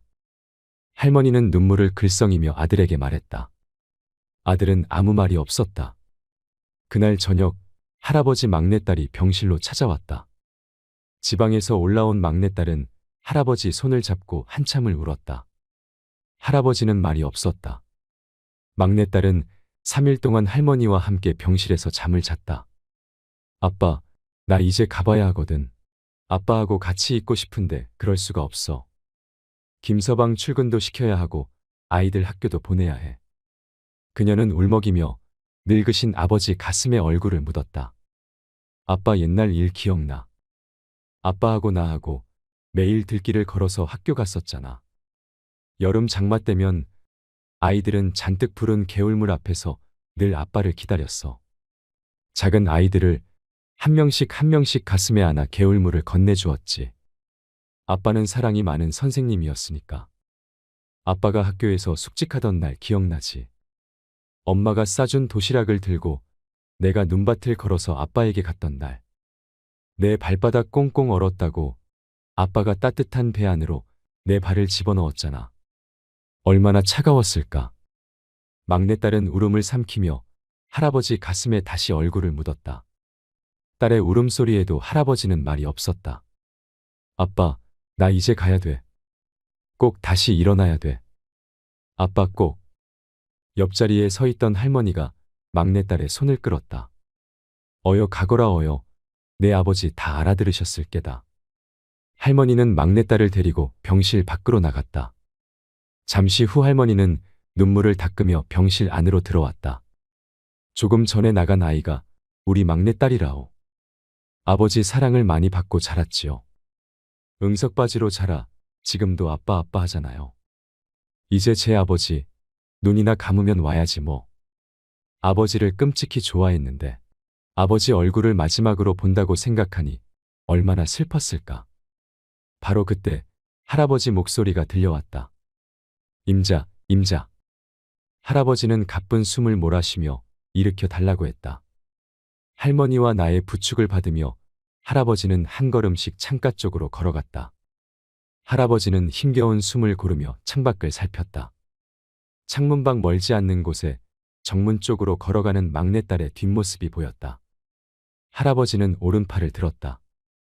딸의 뒷모습을 어루만지듯 할아버지는 유리창을 쓰다듬었다. 딸을 향해 마지막 인사를 하는 할아버지의 눈가로 눈물이 가만가만 흘러내렸다. 오늘 소개해드린 사연과 글로 요양원이나 요양병원에 계신 부모님에 대한 그리움과 사랑을 느낄 수 있는 시간이 되었다면 좋겠습니다. 마지막으로 제가 가장 좋아하는 글을 소개해드리고 마무리하겠습니다. 아버지는 울 장소가 없어 슬픈 사람입니다. 아버지란 누구인가? 아버지란 기분이 좋을 때 헛기침을 하고 겁날 때 너털 웃음을 짓는 사람이다. 아버지란 자기가 기대한 만큼 아들, 딸의 학교 성적이 좋지 않을 때 괜찮아, 괜찮아 하면서도 속으로는 몹시 화가 나는 사람이다. 아버지의 마음은 먹칠을 유리로 되어 있다. 그래서 잘 깨지기도 하면서 속은 잘 보이지 않는다. 아버지란 울 장소가 없어서 슬픈 사람이다. 아버지가 아침 식탁에서 급하게 일어나서 가는 곳은 즐거운 일만 기다리고 있는 것은 아니다. 아버지는 머리가 세게 달린 용과 싸우러 나간다. 그것은 피로와 일과 직장 상사에게 받는 스트레스다. 아버지란 내가 아버지 노릇을 하고 있나? 내가 정말 아버지다운가 하는 자책을 매일 하는 사람이다. 아버지란 자식을 결혼시킬 때 한없이 울면서도 얼굴에는 웃음을 나타내는 사람이다. 아들, 딸이 밤늦게 돌아올 때에는 어머니는 10번 걱정하는 말을 하지만 아버지는 10번 현관문을 쳐다본다. 아버지의 최고 자랑은 자식들이 남들에게 칭찬받을 때이다. 아버지가 가장 꺼림칙한 속담이 있다. 그것은 가장 좋은 교훈은 손수 모범을 보이는 것이다라는 속담. 아버지는 늘 자식들한테 그럴듯한 교훈을 하면서도 정작 자신이 모범을 보이지 못하기 때문에 이 점에 있어서 미안하게 생각도 하고 남 모르는 콤플렉스도 가지고 있다. 아버지는 이중적인 태도를 곧잘 취한다. 이유는 아들, 딸이 나를 닮아 주었으면 하고 생각하면서도 나를 닮지 않아 주었으면 하는 생각을 동시에 하기 때문이다. 아버지에 대한 생각은 나이에 따라 달라진다. 그러나 그대가 지금 몇 살이든 아버지에 대한 현재의 생각이 최종적이라고 생각하지 말라. 일반적으로 나이에 따라 변하는 아버지 인상이 있다. 4살 때 아빠는 무엇이나 할 수 있다. 7살 때 아빠는 아는 것이 정말 많다. 8세 때 아빠와 선생님 중 누가 더 높을까? 12세 때 아빠는 모르는 것이 많다. 14세 때 우리 아버지는요. 세대 차이가 나요. 25세 때 아버지를 이해하기는 하지만 기성세대는 같습니다. 30세 때 아버지의 의견도 일리가 있죠. 40세 때 여보 이 일을 결정하기 전에 아버지의 의견을 들어봅시다. 50세 때 아버님은 훌륭한 분이셨어. 60세 때 아버지께서 살아계셨다면 꼭 조언을 들었을 텐데. 아버지란 돌아가신 뒤에도 두고두고 그 말씀이 생각나는 사람이다. 아버지란 돌아가신 후에야 보고 싶은 사람이다. 아버지는 결코 무관심한 사람이 아니다. 아버지가 무관심한 것처럼 보이는 것은 체면과 자존심과 미안함 같은 것이 어우러져서 그 마음을 쉽게 나타내지 못하기 때문이다. 아버지의 웃음은 어머니의 웃음보다 2배쯤 농도가 진하다. 울음은 10배쯤 될 것이다. 아들, 딸들은 아버지의 수입이 적은 것이나 지위가 높지 못한 것에 대하여 불만이 있지만 아버지는 그런 마음에 속으로만 운다.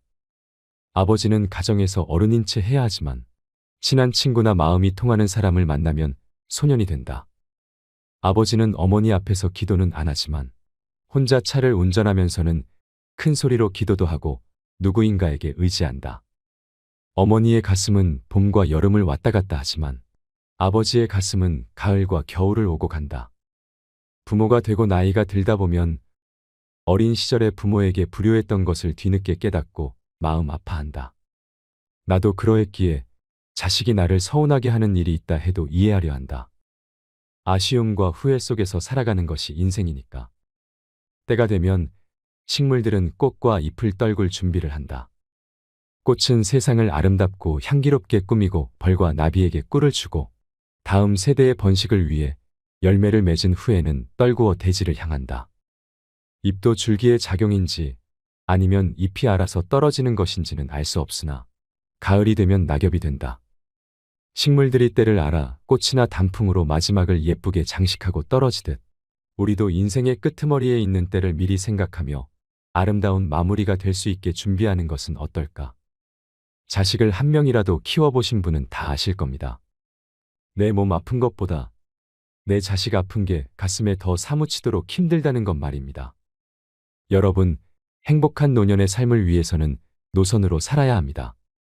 어느덧 60 고개를 넘기고 나면 일주일이 하루 같다고 할까요? 아무런 하는 일도 없이 무난전화도 뜸하게 걸려오다가 어느 날부터인가 뚝 끊기고 맙니다. 이럴 때 내가 영락없는 노인임을 깨닫게 됩니다. 노인이 돼봐야 노인 세계를 확연히 볼 수 있다고 할까요? 노인들의 삶도 가지가지입니다. 노선이 있는가 하면 노학이 있고, 노동이 있는가 하면 노옹이 있고, 노광이 있는가 하면 노고가 있고, 노공이 있는가 하면 노추도 있습니다. 노선은 늙어가면서 신선처럼 사는 사람입니다. 이들은 사랑도 미움도 놓아버렸습니다. 성냄도 탐욕도 벗어버렸습니다.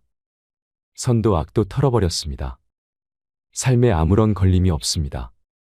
건너야 할 피안도 없고 올라야 할 천당도 없고 빠져버릴 지옥도 없습니다. 무심히 자연 따라 돌아갈 뿐입니다. 노학은 늙어서 학처럼 사는 것입니다. 이들은 심신이 건강하고 여유가 있어 나라 안팎을 돌아다니며 산천 경계를 유람합니다.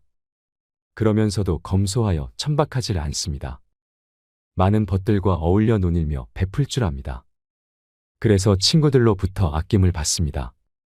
틈나는 대로 갈고 닦아 학술 논문이며 문해작품들을 펴내기도 합니다.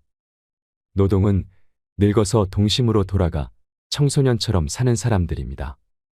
이들은 대학의 평생교육원이나 학원 아니면 서원이나 노인 대학의 궤적을 걸어두고 못다한 공부를 합니다. 식영주역 등 한문이며 서예며 정치 경제 상식이며 컴퓨터를 열심히 배웁니다. 수시로 여성 학우들과 어울려 여행도 하고 노래며 춤도 추고 즐거운 여생을 보냅니다. 노옹은 문자 그대로 늙은이로 사는 사람입니다. 집에서 손자들이나 봐주고 빈집이나 지켜줍니다. 어쩌다 동네 노인정에 나가서 노인들과 화투나 치고 장기를 두기도 합니다. 형편만 되면 따로 나와 살아야지 하는 생각이 늘 머릿속에 맴돌지요. 노광은 미친 사람처럼 사는 노인입니다. 함량 미달에 능력은 부족하고 주변의 존경도 못 받는 처지에 감투 욕심은 많아서 온갖 장을 도맡아 합니다. 돈이 생기는 곳이라면 체면 불사하고 파리처럼 달라붙습니다. 권력의 끈앞풀이라도 잡아보려고 늙은 몸을 이끌고 끊임없이 여기저기 기웃거립니다. 노고는 늙어가면서 아내를 잃고 외로운 삶을 보내는 사람입니다. 20대의 아내는 마냥 귀엽기만 합니다. 30대의 아내는 기호식품 같다고 할까요? 40대의 아내는 어느덧 덥서서는 안 될 가재도구가 되어버렸습니다. 50대가 되면 아내는 가보의 자리를 차지합니다. 60대의 아내는 문화재를 넘어서 국보의 위치에 올라 존중을 받게 됩니다. 그런 귀하고도 귀한 보물을 잃었으니 외롭고 쓸쓸할 수밖에요. 노공은 늙어서 수중에 돈 한 푼 없는 사람입니다. 아침 한술 뜨고 나면 집을 나와야 합니다. 갈 곳이라면 공원 광장뿐입니다. 점심은 무료 급식소에서 해결합니다. 석양이 되면 내키지 않는 발걸음을 돌려 집으로 들어갑니다. 며느리 눈치 슬슬 보며 밥술 좀 떠넣고 골방에 들어가 한숨 잡니다. 사는 게 괴롭습니다. 노추는 늙어서 추한 모습으로 사는 사람입니다. 어쩌다 불치의 병을 얻어 다른 사람 도움 없이는 한시도 살 수 없는 못 죽어 생존하는 가련한 노인입니다. 인생은 자기가 스스로 써온 시나리오에 따라 자신이 연출하는 자작극이라 할까요? 나는 여태껏 어떤 각본을 창작해왔을까 생각해보지만 이젠 고쳐 쓸 수가 없습니다. 그러나 이 연출의 핵심은 남은 인생의 후반전을 어떤 자세로 살아가느냐에 있습니다. 바로 노선으로 사는 일입니다. 천상병 시인의 노래처럼 아름다운 이 세상 소풍이라 생각하며 여유롭고 아름답게 살 일일 것입니다. 이상으로 책틀맨이었습니다. 오늘도 끝까지 시청해 주셔서 감사드립니다. 지금 또 재미난 유머 하나 할게요. 두 개 할게요, 두 개. 이 토끼의 집념이라는 유머예요. 이제까지는 강의고 지금은 유머예요. 토끼가 하루는 약국에 딱 들러가고 아저씨 당근 있어요? 딱 그랬어요. 그때 약사가 토끼가 약국에서 당근을 찾으니까 기분이 나쁘단 말이에요. 약국엔 당근 없다 딱 그랬어요. 알았어요. 그리고 갔어요. 다음날 또 토끼가 또 왔어요. 아저씨 당근 있어요? 이놈 새끼 약국에 당근 없다는데 왜 자꾸 찾아오느냐고. 알았어요. 그리고 또 갔어요. 다음날 토끼가 또 왔어요. 아저씨 당근 있어요? 너 한 번만 더 약국에 와서 당근 찾으면 가위로 잘라버린다. 네 귀 딱 그랬어요. 알았어요. 그리고 갔어요. 다음날 토끼가 또 왔어요. 아저씨 가위 있어요? 그러니까 약국에 무슨 가위가 있느냐? 그러니까 이 토끼 하는 말이 아저씨 그럼 당근 있어요? 그러더래요.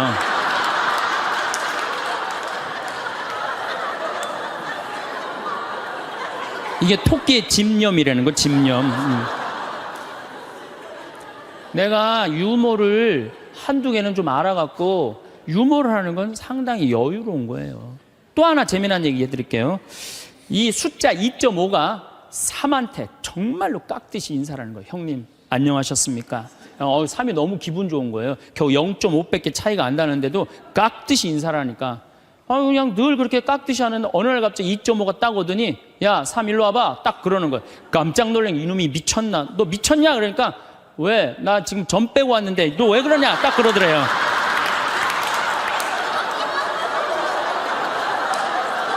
아 재밌어요?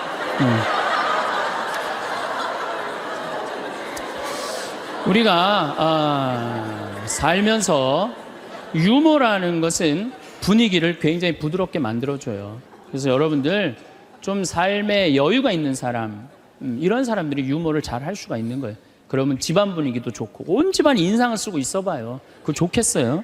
그래서 항상 웃어라. 행복하고 싶으면. 그 다음에 또 하나 잘해야 되는 거, 국회의원들 제발 좀 싸우지 좀 않았으면 좋겠어요. 응? 이 예산안 처리를 한 번도 제때 처리한 적이 없어. 올해도 그냥 넘어가고 있어요.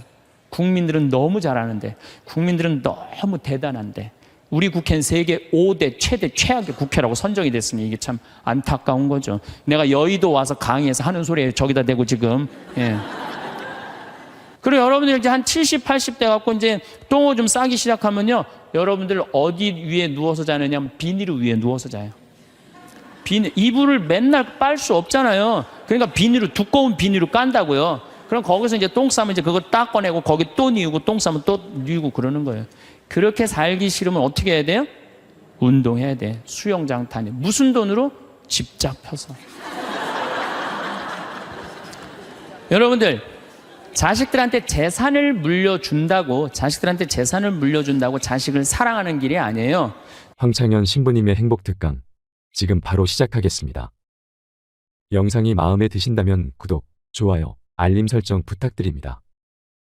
영상 후반부에 하버드 의대 박사가 25년에 걸쳐 밝혀낸 노화를 늦추는 방법. 빨리 늙고 싶지 않다면 가장 먼저 버려야 할 것들에 대해서도 함께 들으시면 좋겠습니다. 참 예수님, 반갑습니다. 네. 이제 지난주에 이어서 항상 어떤 처지에든 감사하여에 대해서 말씀을 드리겠습니다. 여러분들 참 우리나라 행복한 나라예요. 우리나라처럼 살기 좋은 나라가 없어요. 우리가 6.25 전쟁 끝났을 때 우리나라가 어느 정도로 살았느냐면 세계 가난하기로 세계 6위였어요. IT 아시죠? 지난해 지진이 일어났던 IT하고 똑같았어요. 근데 지금 50년이 지난 지금 IT는 어떻게 삽니까?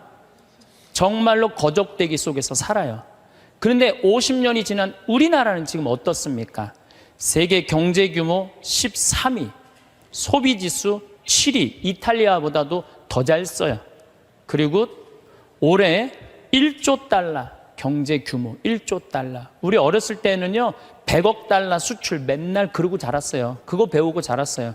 그런데 1000억 달러도 아니고 1조 달러. 대단한 거예요. 정말로 대단한 거예요. 전 세계에 이런 나라가 한 나라도 없는 거예요. 원조 받는 나라에서 원조 해주는 나라. 그래서 제가 이 대단한 사람들이 모여 살아갖고 우리나라 이름이 대한민국이라고 그런 거예요. 대한민국이라고. 여러분들 제가 얼마 전에 서안이라는 데를 다녀왔어요. 진시황 묘 있는데. 근데 그 진시황을 끌던 마차가요. 말이 4마리야, 4마리. 그 대단한 진시황을 끌고 가는 마차가 말이 4마리예요. 여기 정조 임금이 아버지 육릉에 갈 때 여기서 말 몇 마리 끌고 왔는지 알아요? 전체 행렬이 120마리도 채 안 됐어요. 근데 여러분들이 지금 2000cc 차를 타고 지금 여기 성당에 오셨다면 여러분은 말 몇 마리를 끌고 온 거냐면 150마리를 끌고 온 거예요. 말 150마리를 끌고 온 거예요. 우리가 얼마나 많은 걸 지금 누리고 살고 있는데 그걸 몰라요. 옛날에 왕은요, 여름에 얼음 좀 먹고 싶으면은 동빙고 서빙고 막 뛰어가서 그냥 막 얼음 갖다 바쳤어요. 근데 우리는 집집마다 냉장고에서 열면 얼음 다 있어요. 동빙고 서빙고 다 있어요. 옛날에 진시황보다, 옛날에 정조임금보다 우리가 훨씬 더 잘 사는 거예요. 그런데도 지금 감사하지 못하고 있다? 이건 정신적인 병이 들어있는 거예요. 짧은 시간 내에 남들은 100년 역사가 넘는데 우리는 겨우 30년, 40년 됐는데도요. 세계 4위 시장이에요. 4위 시장. 대단한 거예요. 텔레비전 잘 만들어요? 못 만들어요? 잘 만들어요. 2009년 기준으로 미국 LED 텔레비전 시장 90%가 한국 텔레비예요. 유럽에서는 뭐 내가 2004년인가 5년 갔을 때 이미 우리나라 LG가 거기 1위. 참 잘 만들어요. 파나소닉이라는 일본 텔레비전 회사가요. 한 달 전에 손들었어요. 텔레비 사업을 포기했어요. 뭐라고 포기했느냐면 우리는 삼성, LG 텔레비 따라갈 수가 없다. 그래서 우리는 텔레비 사업을 포기한다. 차 잘 만들죠. 텔레비전 잘 만들죠. 배 잘 만들죠. 휴대폰 잘 만들죠. 반도체 잘 만들지. 우리가 땅이 넓어요. 그렇다고 자원이 많아요. 정말 국민들 똑똑한 거 하나로, 성실한 거 하나로 이렇게까지 올라왔으면 행복해야죠. 근데 왜 OECD 30개 국가 중에 행복 등수가 25등이냔 말이에요. 욕심이 너무 많아서 그래요. 여러분들 지금 누리고 있는 것에 대해서 감사하지 못해서 그래요. 욕심 많은 사람은 기쁘게도 못 살고 감사도 못 해요. 여러분들 마음 안에 지금 욕심을 조금만 버리면요, 정말로 행복하게 살 수 있어요. 여러분들 우리나라 국부의 원천은 어디에 있다고 생각하세요? 국부의 원천은 살림에 있어요. 살림에. 전 세계에서 잘 사는 나라의 첫 번째 조건은 살림입니다. 독일이 그렇고 일본이 그렇고 미국이 그래요. 우리나라가요, 살림 녹화가 유엔에서 뭐라고 그랬냐면은 개발도상 국가 중에 살림 녹화를 성공한 나라는 대한민국 하나라고 그래요.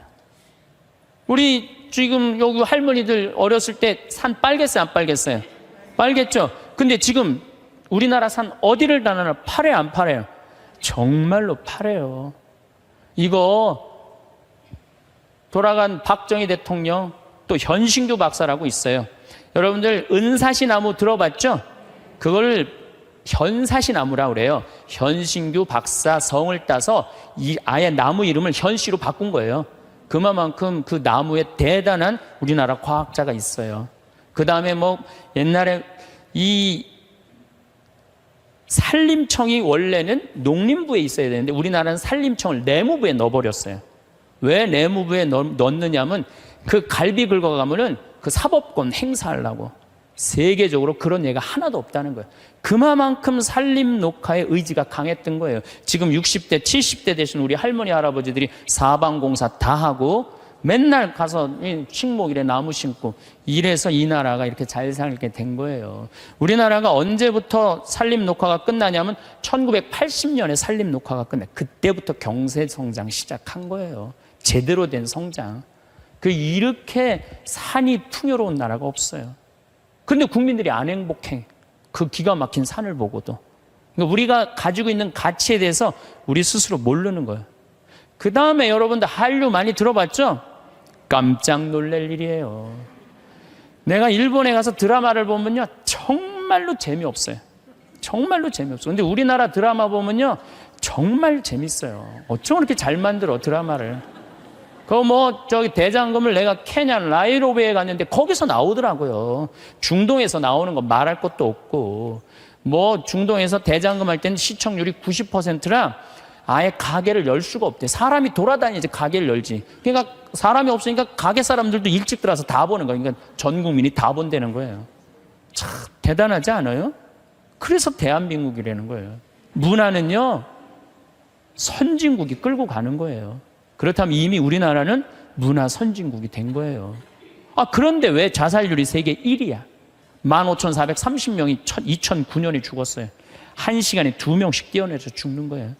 이게 국민들이요, 돈도 많이 생겼고 문화도 높은데요, 정신적인 수준이 행복감, 만족감이 떨어지는 거예요. 이제 만족하고 살아야 되거든요. 근데 우리는 아직도 무슨 병이 들어있어? 1등병이 들어있는 거야. 아직도 1등병이 들어있는 거야. 아니, 나는 전교 1등은 들어봐도 전국 1등하라고 아들 때리는 건 난 그게 이해가 안 가는 거예요. 전교 1등이라는 것도 꿈도 못 꾸는데 전국 1등을 안 한다고 아들을 야구방망이로 때리고 골프채로 때리고, 이게 우리의 불행이에요. 여러분들 1등 한다고 행복해요? 출세한다고 행복해요? 여러분들 요즘 텔레비전 보면요, 다 감옥 가는 사람들이요, 출세하고 돈 많고 1등 하는 사람 다 감옥 가요. 그렇지 않아요? 여러분들은 감옥 가고 싶어도 보내주지도 않아요. 여러분 감옥 가고 싶어 보내주지도 않아. 출세한 사람들이 고통을 겪는 거예요. 제일 행복한 사람은요, 1 더하기 1은 2다. 하루하루를 성실하게 사는 사람, 나쁜 짓 안 하고 도둑질 안 하고 사기 안 치고 그리고 성실하게 사는 사람이 매일 일 끝나고 성당에 와서 평일 미사하고 저녁에 갖고 성서 읽고 그리고 주무시는 분들이 제일 행복한 분들이에요. 5,000년 역사상 지금처럼 대한민국이 국부가 정말로 탄탄한 적은 없었어요. 요즘 제가 너무너무 대한민국에 대해서 전 자랑스러워요.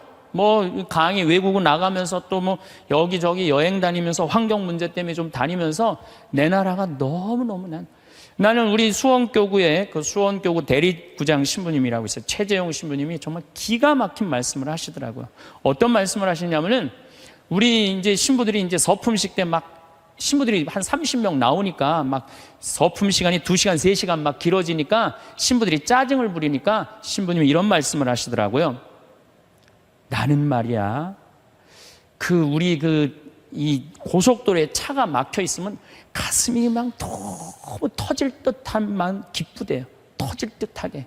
무슨 소리냐 그랬더니 자기 어렸을 땐 차 구경하기 하루에 한 대도 구경 못 했다는 거예요. 한 대도 구경 못 했는데 지금은 그 차가 너무 많아갖고 이게 그냥 꽉 차 있으면요, 내 나라가 이렇게 잘 살게 됐구나. 터질 듯 하다는 거예요. 그러면서 신부님 말씀이 서품식 옛날에 신부 하나 둘 나오는데 지금 30명씩 나오는데 그 줄 서서 가는 거 보면 가슴이 터질 듯 하다는 거예요. 그 터질 듯한 거랑 우리나라 자동차 터질 듯한 거랑 똑같다는 거예요. 그 말씀 들어보니까요, 정말로 맞는 말씀이에요. 이렇게 정말로 행복한 나라에서 국민들이 왜 감사하지 못하느냐고요. 하나 아쉬운 게 있다면은 우리나라가 다 잘 나가요. 근데 제가 환경운동하는 신부로서 제일 걱정되는 건 뭐냐면 식량이에요, 식량. FTA가 어떻게 되는지 난 잘 모르겠어요. 그렇지만은 역사적으로 대왕 칭호를 듣는 사람들은요, 국민들 배 안 굶겨요. 식량 자급률 높여요. 세종대왕이 그랬어요. 세종대왕이 뭐라 그러냐면 백성은 밥을 하늘로 삼고 나라는 백성을 하늘로 삼는다고 그랬어요. 먹는 게 굉장히 중요합니다. 먹는 걸 무시하는 임금은요, 성군이 될 수가 없어요. 그래갖고 이 세종대왕이 뭘 했느냐면은 추구기, 이거 다 농사 때문에 한 거예요. 해시계, 이것도 다 농사 때문에 한 거예요. 27%의 백성이 굶어 죽었어요, 세종대왕 때. 근데 세종대왕 때 그거를 해결을 한 거예요. 정조 임금은 수원 소호에다가 인공 호수를 만들었어요. 그래갖고 제발 우리 백성들을 안 굶긴다고, 어떻게 안 굶긴다고 뭐를 했느냐면은 거기 연구소를 했어요. 그래서 여러분들 농촌진흥청이 왜 지금 수원 소호에 가 있는 줄 알아요? 그 세종대왕의 전통을 이어받는다고. 근데 지금 우리나라가 식량 자급률이 27%밖에 안 돼요. 그런데 이번에 FTA를 통해서 더 포기하겠다는 거예요. 우리가 쌓아놓은 거 하루아침에 무너지는 건 식량이에요, 식량. 그래서 이 식량 문제만 우리 국민들이 정말 의식을 갖고 해결해 나갈 수 있다면 대한민국은 앞으로 세계 4위, 3위까지 올라갈 수 있어요. 그 다음 또 하나 잘해야 되는 거, 국회의원들 제발 좀 싸우지 좀 않았으면 좋겠어요. 응? 이 예산안 처리를 한 번도 제때 처리한 적이 없어. 올해도 그냥 넘어가고 있어요. 국민들은 너무 잘하는데, 국민들은 너무 대단한데, 우리 국회는 세계 5대 최대 최악의 국회라고 선정이 됐으니 이게 참 안타까운 거죠. 내가 여의도 와서 강의해서 하는 소리에 저기다 대고 지금. 예. 그래서 우리는 정말로 이제 감사하면서 살아야 된다. 예, 감사하는 사람은요, 행복할 수 있어요. 그렇다면 우리가 이제 어떻게 하면 행복하게 살 수 있느냐? 그걸 말씀을 드리겠습니다. 우리가 성모님한테 은총이 가득하신 마리아여, 그러죠? 여러분, 은총이 가득한 게 뭐죠? 내가 성당을 한 10년을 졌는데, 성당을 짓는다고 저녁에 삽자루를 쥐고 계속 삽질을 하고 있는데 기운이 안 나. 근데 형제 하나가 와갖고 딱 넥타이를 부르고 삽을 딱 잡으면요, 내가 기분이 너무 좋아요. 그 형제는 무슨 형제예요? 은총이 가득한 형제. 근데 우리는 성모님한테 은총이 가득한 마리아라고 그래. 그래서 성모님은 왜 은총이 가득하냐? 천사가 나타나갖고 마리아, 아이를 가질 것이다. 성모님의 첫째 반응은 그 말뜻이 무슨 말뜻일까? 곰곰이 생각해요. 은총 가득할 사람, 할 수 있는 사람은 첫 번째 조건은 곰곰이 생각하는 거야. 내 인생이 어떻게 될까? 내가 천연대 아이를 가지면은 내가 이 아이랑 같이 돌에 맞아 죽지는 않을까? 요셉 남편한테는 어떻게 해야 되나? 곰곰이 생각을 했어요. 자기 인생에 대해서. 여러분들은 이제 여기 지금 60살 되신 분들은 100살까지 살 것이고, 50살 되신 분들은 110살까지 살 것이고, 40살 되신 분들은 120살까지 살 거야. 그럼 나는 이제 자식 다 키우고 60살서부터 120살까지 뭐하고 살 거냐? 곰곰이 생각해야 돼. 만약에 곰곰이 생각 안 하는 사람은 은총 가득하게 살 수가 없어요. 저는 신학생 때 이런 생각을 했어요. 우리가 지금 성당 건물 짓는 것만 중요한 게 아니다. 앞으로 주 5일제가 되면은 교우들은 바깥으로 나간다. 2만 달러가 넘으면 거의 선진국이 예를 들어보면 전부 주일미사 안 하고 다 놀러 나간다. 그렇다면 이제는 교회는 도시에다가 건물을 짓는 게 중요한 게 아니고 자연 안에다가 교우들이 와서 기도하고 쉴 수 있는 데를 만들어야 된다. 난 그 신학생 때 곰곰이 생각했어요. 그 신부 되자마자 내가 땅 보러 다녔어요. 돈 한 푼도 없는데도 30억짜리, 40억짜리 막 땅 보러 다녔어요. 근데 마침 교구에서 땅이 있고 선배 우리 김창린 신부님이 도와주셔서 내가 32살 때부터 필리포 생태마을을 꾸미기 시작했어요. 이제는 거의 완성 단계에 왔어요. 내 사제생활 20년 동안을 거의 그걸 다 한 거예요. 그랬더니 우리 주교님께서 황 신부 그 평창도 중요하지만 여주에 땅이 15만 평이 있으니 그걸 개발해봐라. 그래서 내가 지금 그거 개발 전담 신부예요. 그런데 평창은 15,000평인데 여주는 15만 평에. 내가 이제 그거를 이제 꾸밀려고 그러면은 내가 또 한 20년은 또 그냥 흘러가게 생겨요. 너무너무 바쁘게. 나는 20년 동안 할 일이 있어요. 나는 늙어도 걱정 없어요. 할 일이 있으니까. 그랬더니 주교님이 또 한 번은 부르시더니 용인에 대대리에 5만 평이 있으니 그것도 개발하라는 거예요. 나는 80살까지 할 일이 있는 거야, 나는. 얼마나 좋아요, 할 일이 있으니까. 근데 저는 제가 하고 싶은 건 아프리카의 생태마을 꾸미는 거예요. 그래갖고 지금 말라이 김청자 선생 가 있는데 우리 한상호 신부님, 우리 또 수원교구 신부들 가 있는데 내가 관심 많아요. 그래서 나름대로 지금 준비를 하고 있어요. 그래서 내가 아프리카의 생태마을 꾸미려고 생각을 해보면은 100살까지 할 일이 있는 것 같아. 100살까지. 그리고 이제 대한민국을 나는 전체로 생태마을을 꾸미고 싶은 게 꿈이에요. 그래서 우리나라에 한 40개 생태마을을 꾸미고 싶어요. 그럼 난 120살까지 할 일이 있는 거야. 늙어서 할 일이 기다리고 있다. 이거 행복한 거예요. 여러분들 만약에 내가 60살에서부터 120살까지 아무것도 할 일이 없다. 그건 사는 게 저주예요. 오래 사는 게 저주예요. 여러분들 오늘 이후에 계획을 한번 짜보세요. 나는 60살에 뭘 할 거고 70살에 뭘 할 거고 80살에 뭘 할 거고 90살에 뭘 할 거고 100살에 뭐 할 거다. 신부님 언제 살지도 모르는데 그 사람처럼 바보가 없어요. 죽을 때 죽더라도 계획은 가져야죠. 계획이 이씨 살다가 죽는 사람이랑 계획 없이 그냥 대책 없이 100살까지 사는 사람이랑은 삶의 질이 틀린 거예요. 그래서 여러분들 이제 행복하게 살려면은 그런 생각을 곰곰이 해라. 두 번째, 내가 행복하려면 뭐 해야 되냐면 운동해야 돼. 아프면 안 돼요. 100살까지 살면서요, 이제는 죽지도 못해요. 죽을 만하면 살려갖고 오고 죽을 만하면 살려갖고 와서 죽지도 못해요. 이제 의술이 좋아갖고 죽지도 못해요. 그럼 귀양 앞으로 50년 살 거 어떻게 사는 게 좋을까요? 건강하게 사는 게 좋은 거죠. 그래서 여기 지금 대충 연령층을 보니까 50, 60대들이 많으세요. 여러분들 대개 50, 60년 더 살아요. 그러면 여러분들 수영장 다니셔야 돼요. 수영장 가갖고 뭐 자유형 버터플라이 이런 거 하라는 거 아니에요. 수영장 걸어왔다 10분 왔다 갔다만 하면요, 산에 2시간 올라갔다 온 효과가 난대요. 허벅지에 근육이 안 풀리면은요, 죽을 때까지 누워서 뒤 가릴 수 있다는 거예요. 그런데 운동 안 하고 가만히 있는 할머니들 70살, 80살 되면요, 움직이지 못해요. 그럼 아들이 막 들었다가 화장실 갖다 놓고 씻고 그게 사는 거예요? 그렇게 100년까지 사는 거는 사는 게 아니죠. 그리고 여러분들 이제 한 70, 80대 갖고 이제 똥을 좀 싸기 시작하면요, 여러분들 어디 위에 누워서 자느냐, 비닐 위에 누워서 자요. 이불을 맨날 빨 수 없잖아요. 그러니까 두꺼운 비닐로 깐다고요. 그럼 거기서 이제 똥 싸면 이제 그거 딱 꺼내고 거기 또 뉘우고 똥 싸면 또 뉘우고 그러는 거예요. 그렇게 살기 싫으면 어떻게 해야 돼요? 운동해야 돼. 수영장 다니. 무슨 돈으로? 집 잡혀서. 여러분들, 자식들한테 재산을 물려준다고 자식을 사랑하는 길이 아니에요. 늙어서 자식 나 신경 안 쓰고 자기네들 나름대로 잘 살게 도와주는 게 어떻게 하는 거예요? 자식 도와주는 거예요. 그러니까 지금 누구한테 잘해주는 게, 나한테 잘해주는 게 누구 도와주는 거야? 자식 도와주는 거예요. 그래서 여러분들 이제 자신을 위해서 사세요. 옛날에 40살, 50살까지 살 때는요, 자식 위해서 살아도 돼요. 왜? 내가 그냥 대충 살다가 적당히 알아서 죽어주니까. 한 부모가 46, 47에 죽어주면은요, 병이 들어도요, 별로 자식들 힘들이지도 않아요. 근데 70살에서부터 누워서 100살까지 누워있으면은요, 자식 미치는 거예요. 그러니까 누구한테 오늘 이후부터 잘해줘라? 본인한테 잘해줘라. 그 다음, 이제 100살까지 사는 세상에는 친구가 중요해요. 친구가.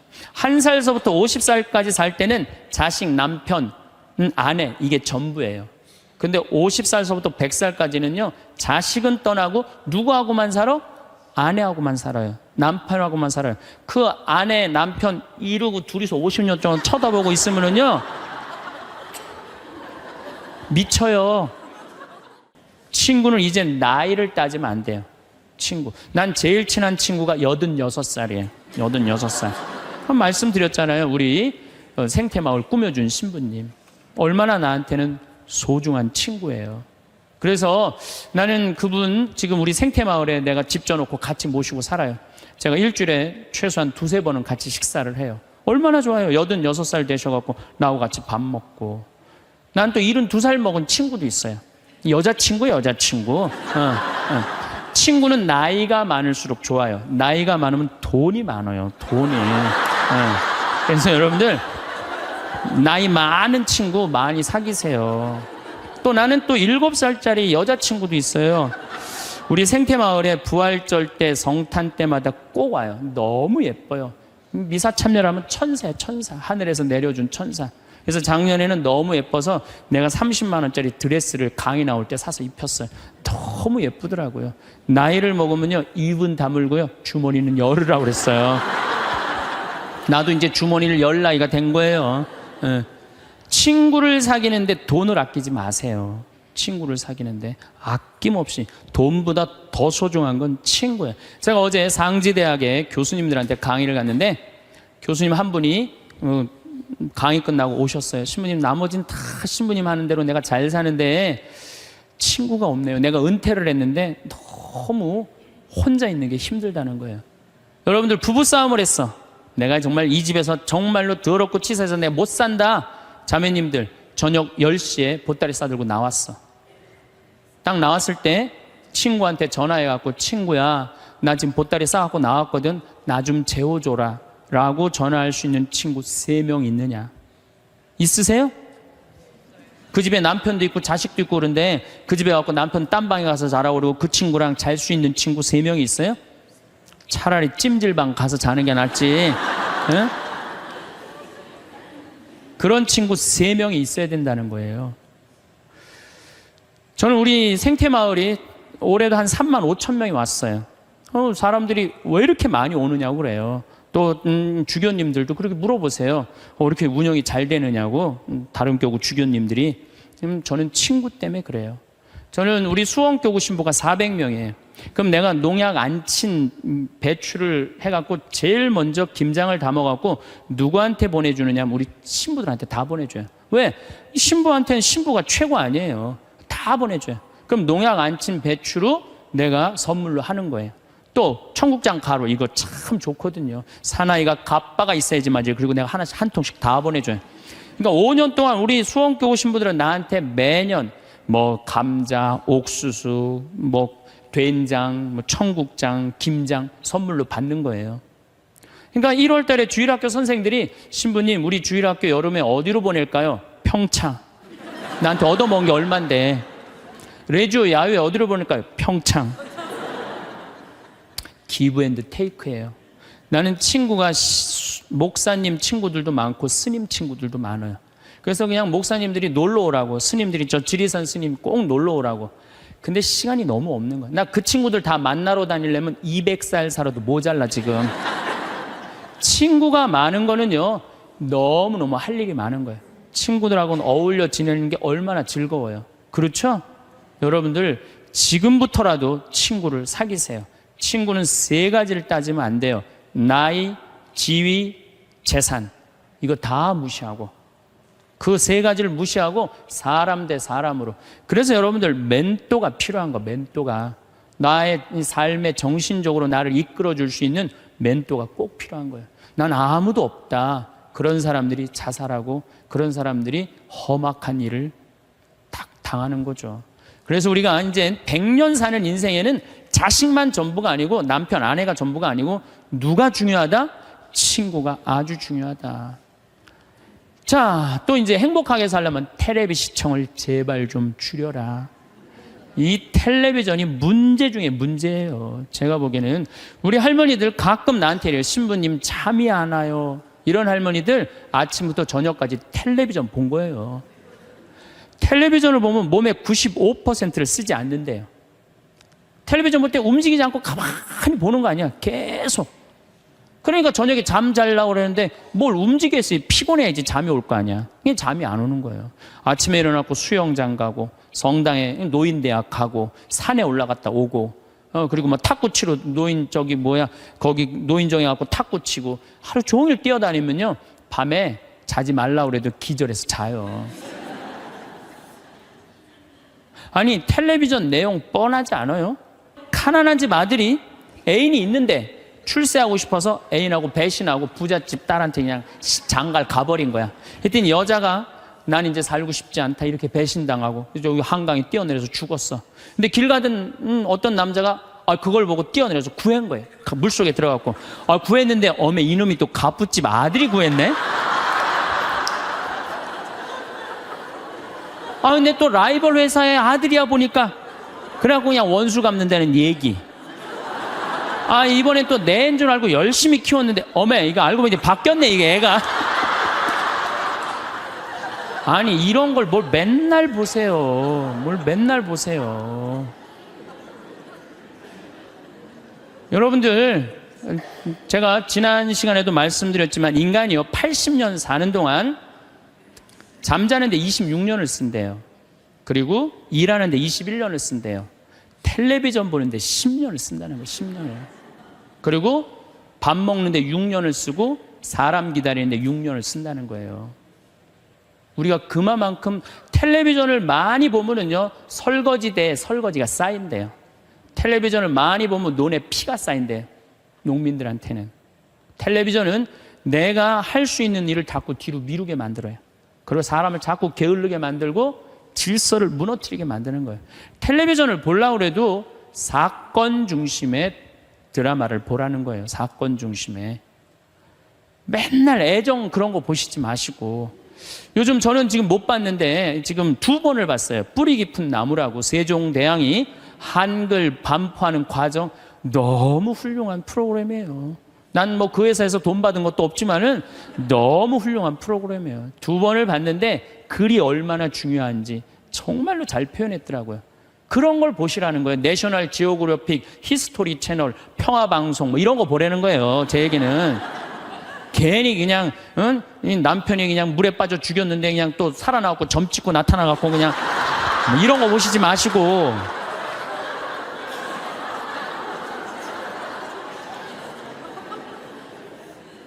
그래서 우리가 텔레비전이 굉장히 유익한 거예요. 근데 그걸 활용할 줄 몰라요. 아침부터 무작정 보는 거예요. 무작정.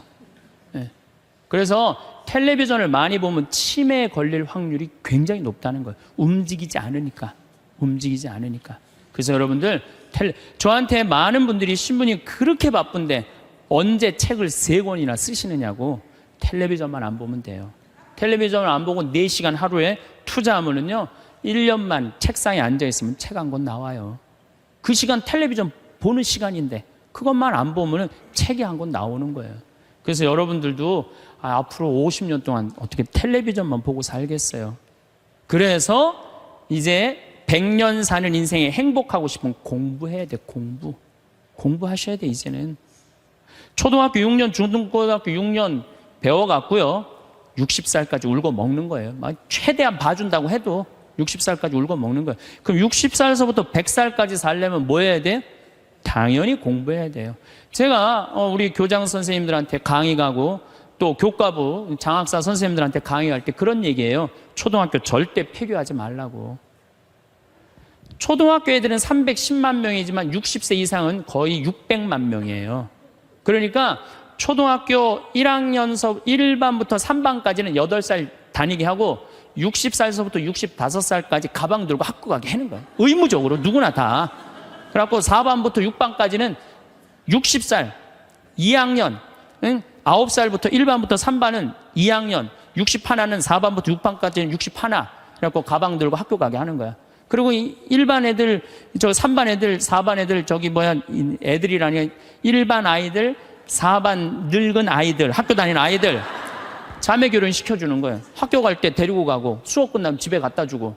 폭력이 어디 있어요? 폭력이. 그런 거 없어요. 그래서 제 지론은 60살부터 65살까지 학교 다니면서 재산 관리하는 방법, 자녀들과 좋은 인간관계 유지하는 방법, 건강 관리하는 방법, 그리고 여러 가지 배우는 거, 뭐 논어도 배워도 되고 얼마나 배울 게 많아요. 그 학교 졸업한 학생에 한해서 100살까지 살 자격증을 줘라. 산다고 사는 게 아니다. 그러니까 여러분들 이제 100년을 행복하게 살려면 어떻게 하셔야 돼요? 공부하셔야 돼요. 내 사는 맛, 사는 멋 저런 거 꼭 사서 읽어보라는 거예요. 꼭 책을 많이 사서 읽어보라는 거예요. 자, 그러고 난 다음에 행복하려면 어떻게 해야 되느냐? 웃어라. 웃으면 여러분들 행복해요. 마를린 먼로가 뭐라고 그러냐면은 유머가 없는 남자를 상대하는 거는 날감자를 먹는 거와 같다 그래요. 그러니까 여러분들 만약에 남편이 30년 동안 생전 웃긴 소리 한 번도 안 했어. 그럼 여러분들은 30년 동안 날감자만 먹고 산 거예요. 날감자만. 아니 근데 60까지는 괜찮아. 60까지는. 근데 100살까지 생전 웃긴 얘기 안 해. 그럼 거의 100년 동안 날감자만 먹고 산 거예요. 그 사람 행복하겠어요? 안 행복하겠어요? 안 행복해요. 아인슈타인이요. 여러분들 언젠가 한번 봤을 거예요. 혀를 확 내물고 눈을 크게 뜨는 사진 보셨죠? 아인슈타인이 뭐라 그래요? 나의 천재성은 어디에서부터 시작된다? 유머에서부터 시작된다. 유머에서부터. 이탈리아 사람은 하루에 19분을 웃는데요. 독일 사람은 7분을 웃고 한국 사람은 하루에 1분 웃는다는 거예요. 1분 웃는. 그러니까 한국 사람들이 그래서 행복지수가 떨어지는 거예요. 안 웃어서 행복지수가 떨어지는 거예요. 여러분들 웃는 게 얼마나 좋으냐면요. 이 웃는 여자들을 보면은요, 이뻐요. 웃는 여자들을 보면 예뻐. 왜 이쁜 줄 아세요? 막 웃으면 장운동이 막 돼. 장운동이 되면 막 소화도 잘 되고 피부가 예뻐.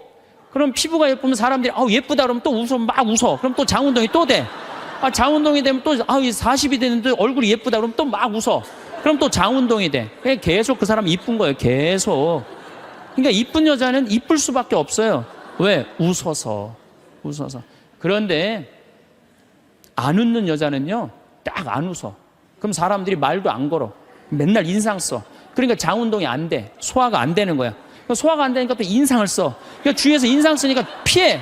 그러니까 피하니까 저거에 날 또 피해야지. 그리고 또 인상을 써. 근데 장운동이 또 안 돼. 자운동이 안 되니까 또 인상을 쓰고, 그러니까 계속 인상을 쓰는 거야. 그럼 50살쯤 되면 안 웃은 사람은요, 얼굴에 굵은 주름만 있는 거야. 굵은 주름만. 그래갖고 그냥 얼굴이 보면은요, 이마에 막 칼자국 쫙 나 있고 막 이런데 칼자국 나 있는 거야, 그냥. 그러니까 안 웃는 사람은요, 결국은 웃는 사람이 나타나면 주위에 1m 사람들이 확 모여요. 근데 안 웃는 사람이 딱 나타나면 갑자기 5m 뒤로 사람이 다 물러나요. 그 사람 주위로. 그러니까 나는 매력적인 사람이 되고 싶다. 그럼 웃으면 돼요. 여러분들, 사람은 520개의 근육이 있는데 마라톤을 할 땐 15개가 움직이는데 웃을 땐 230개가 움직인대요. 그러니까 그렇게 좋은 거예요. 여러분들 웃을 때요, 웃는 여자들, 웃는 남자들은 목 디스크도 안 걸려요. 왜 안 걸리는 줄 아세요? 웃으면서 계속 이러는데 목 디스크가 걸리겠어요? 어떤 사람들이 목 디스크 그냥 이러고 인상 쓰고 있는 사람, 이런 사람이 목 디스크 걸리는 거예요. 네. 웃는 게 정말로 중요한 거예요. 그래서 좀 유머를 좀 해라. 내가 전 시간에 유머 그거 하나 했죠. 예, 재미난 거 하나 했죠. 기억 안 나세요? 지금 또 재미난 유머 하나 할게요. 2개 할게요. 2개. 이 토끼의 집념이라는 유머예요. 이제까지는 강의고 지금은 유머예요.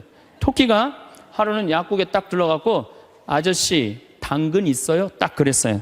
그때 약사가 토끼가 약국에서 당근을 찾으니까 기분이 나쁘단 말이에요. 약국엔 당근 없다. 딱 그랬어요. 알았어요. 그리고 갔어요. 다음날 또 토끼가 또 왔어요. 아저씨 당근 있어요? 이놈 새끼 약국이 당근 없다는데 왜 자꾸 찾아오느냐고. 알았어요. 그리고 또 갔어요. 다음날 토끼가 또 왔어요. 아저씨 당근 있어요? 너 한 번만 더 약국에 와서 당근 찾으면 가위로 잘라버린다. 네 귀. 딱 그랬어요. 알았어요. 그리고 갔어요. 다음날 토끼가 또 왔어요. 아저씨 가위 있어요? 그러니까 약국에 무슨 가위가 있느냐? 그러니까 이 토끼 하는 말이, 아저씨 그럼 당근 있어요? 그러더래요.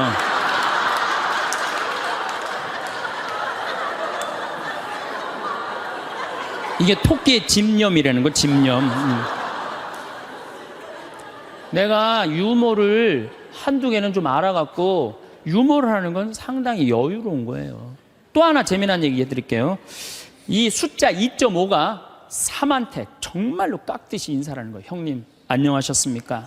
3이 너무 기분 좋은 거예요. 겨우 0.5밖에 차이가 안 나는데도 깍듯이 인사를 하니까, 그냥 늘 그렇게 깍듯이 하는데 어느 날 갑자기 2.5가 딱 오더니, 야 3 일로 와봐. 딱 그러는 거예요. 깜짝 놀란 이놈이 미쳤나? 너 미쳤냐? 그러니까, 왜? 나 지금 점 빼고 왔는데 너 왜 그러냐? 딱 그러더래요.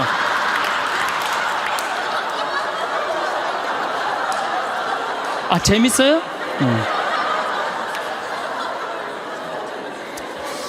우리가 살면서 유머라는 것은 분위기를 굉장히 부드럽게 만들어줘요. 그래서 여러분들 좀 삶에 여유가 있는 사람, 이런 사람들이 유머를 잘 할 수가 있는 거예요. 그러면 집안 분위기도 좋고 온 집안이 인상을 쓰고 있어봐요. 그거 좋겠어요. 그래서 항상 웃어라. 행복하고 싶으면. 그리고 귀양 100년 사는 거 웃으면서 살면 좋지 않겠어요? 네. 웃는 사람. 그래서 일소일소라고 그러는 거예요. 한 번 화내면 한 번 늙고, 한 번 웃으면 한 번 젊어진다. 그게 장운동 때문에 그런 거예요. 장운동 때문에. 그래서 여러분들 행복하게 살고 싶으면 어떻게 하시면 돼요? 웃으시면 돼요. 자, 맨 마지막으로 제 모든 강의의 결론입니다. 자기한테 잘해줘라.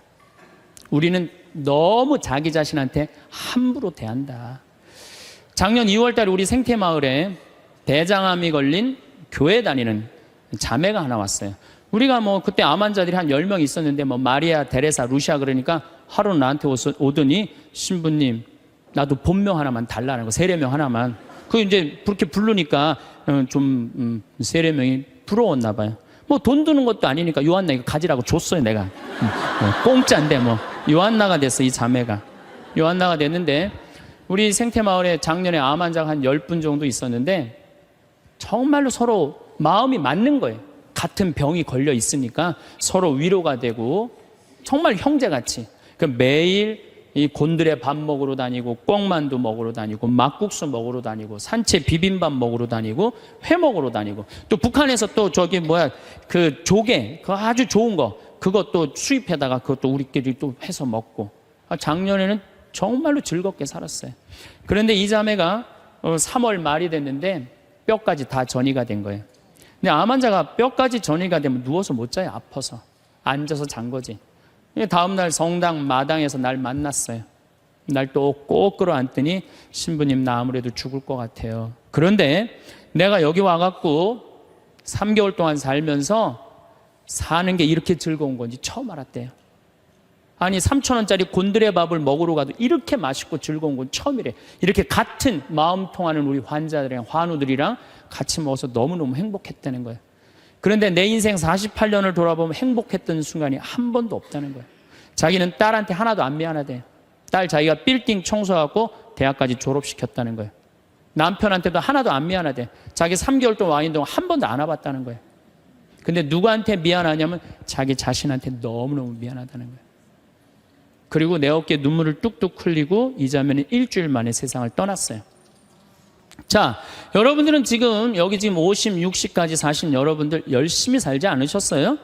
지금까지 그렇지 않아요? 그리고 또 이 우중충한 날 강의 듣겠다고 여기 오신 여러분들은 무조건 열심히 사신 분들이에요. 그럼 여러분들은 지금 누구한테 제일 잘해줘야 되느냐면은 본인한테 제일 잘해줘야 돼요. 나는 본당 신부 10년 할 동안 교우들이 정말로 잘해줬어요. 뭐 애 생기면 애 생겼다고 밥 사주고, 애 낳으면 애 낳았다고 밥 사주고, 뭐 그냥 정말로 그냥 건수가 얼마나 많은지 몰라요. 근데 내가 강원도 평창에 농사지로 딱 들어갔는데 사람이 아무도 없는 거예요. 나 밥 사주는 사람이 아무도 없는 거예요. 그리고 그냥 밤에 나오면 얼마나 깜깜한지 내 다리가 안 보여요. 다리가 보여야지 어딜 돌아다니까. 몸만 보여, 몸만.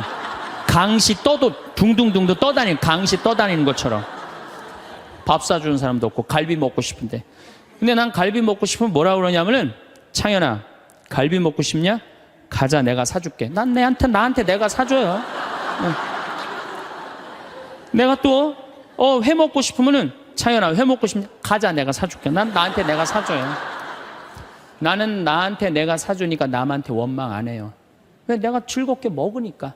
근데 여기 있는 우리 많은 자매님들 자기 돈으로 사 먹을 생각은 안 하고 아들이 사줄래나 남편이 사줄래나 1년 전에도 안 사주더니 또 안 사주네 이러고 그냥 맨날 청승을 떨면은요 알아주는 사람 아무도 없다고. 그리고 여러분들 100년 동안 살 동안 여러분들 행복을 이웃이 챙겨줄 수 있을까요? 남편이 100년 동안 챙겨줄 수 있어요? 자식이 100년 동안 챙겨줄 수 있어요? 행복은 누가 챙기는 거냐면 내가 챙기는 거예요. 내가 나한테 행복할 수 있도록 해줘야 돼요. 근데 그냥 자기한테는 잘해줄 생각은 안 하고 남이 나한테 안 해줄까 이것만 계속 바라고 있으면 그런 여자들이 복장 터지는 여자들이에요. 그런 여자들이. 이제는 행복의 주인공은 누구다? 나다. 옷도 좀 사 입으세요. 옷도. 자기가 무슨 군인이야. 철모 쓰고 그냥 1년 내내 딱 그냥 바뀌지 않는 옷 입고 돌아다니면요. 집에서 왔다 갔다 하면요. 이 전부 다 심란해요. 저는 지난 여름에 40일 동안 미국 LA 쪽에 순회 강연 가기 전에 서울 모본당에 강의를 갔는데 강사를 많이 줬어요. 마침 또 그냥 양복이 좀 안 맞아요. 살이 좀 쭉 한 10kg가 빠져갖고. 그래갖고 양복을 좀 사 입어야 되겠다. 그래서 문정 아울렛에 가갖고 내가 양복 사 입고 갔어요. 참 우리나라 옷도 잘 만들어요. 내가 50만 원어치를 옷을 샀는데 양복 2벌, 바지 2개, 50만 원인데 그렇게 사 입고 갔어요. 그럼 미국 이제 강의를 갔더니 교우들이 그러는 거예요. 어우 신부님 양복 너무너무 멋있다는 거, 메이커냐는 거예요. 아니라고. 나 이거 내 돈으로 내가 아울렛 가서 내가 사 입고 왔다고. 내가 사 입어야죠. 옷도 마음에 드는 거예요. 여러분들도 10만 원짜리 들었다가 너무 비싸다 그러고 만 원짜리 줍지 마세요. 작년 영명축일에 우리 어머니가 너무 이쁜 옷을 입고 왔어요. 평창으로. 그래서 내가 어머니한테 물어봤어요. 어머니 아들이 사줬냐 딸이 사줬냐 그랬더니 어머니 하시는 말씀이 사주긴 누가 사주느냐고 방송 보니까 신부님이 늙어서 옷 사 입고 싶으면 지 돈으로 사 입으라 그래서 내 돈으로 사 입었다는 거. 내 돈으로. 근데 이 노인네가 150만 원짜리 사 입고 온 거예요. 근데 내가 잘했다고 그랬어요. 왜? 우리 어머니 아버지 자식 내 뒤도 안 돌아보고 키웠어요.